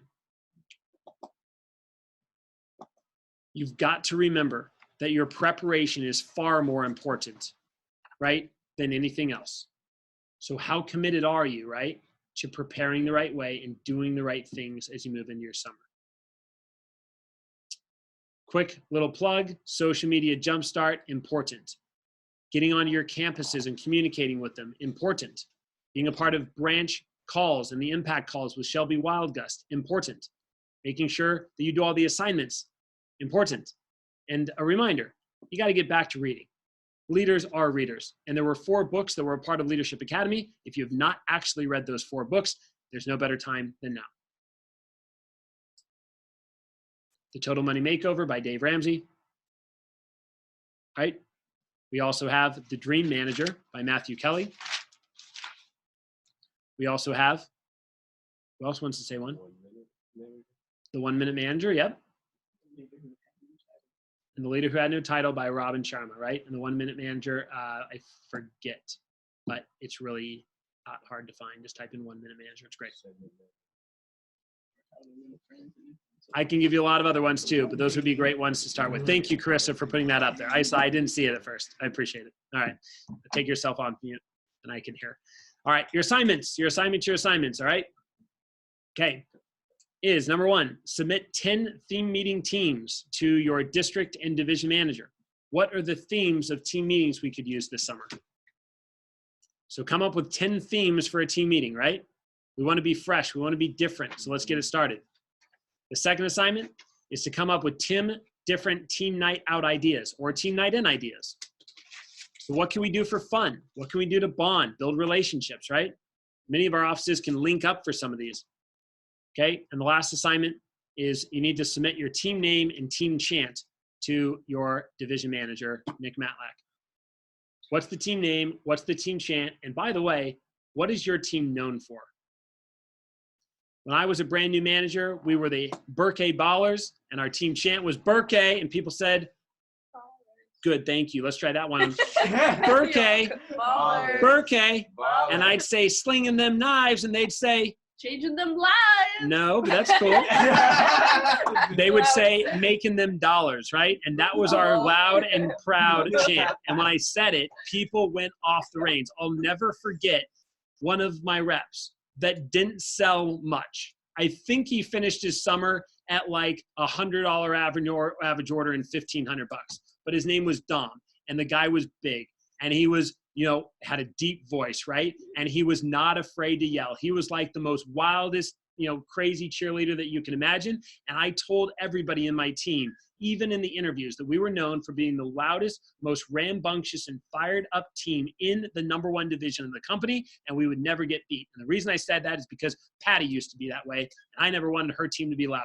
And Dom told me in his interview that he wanted this job because he wanted to be a part of the best team and the most rambunctious. And when we went to conferences, without me even saying anything, he would just stand up randomly. One time he did it in the middle of a message, and I had to reprimand him because he was just like, Burkay, right? And my whole team just responded. They're like, ballers. And I was like, what is going on? Drew's going to kill me, right?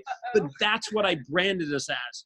I said, this is what we are and our team name. This is our team chant, and this is what we're known for. And my people got behind me. And without a staff that summer, we sold $330,000 worth of Cutco because they all were moving in the same direction towards a common goal with a similar vision.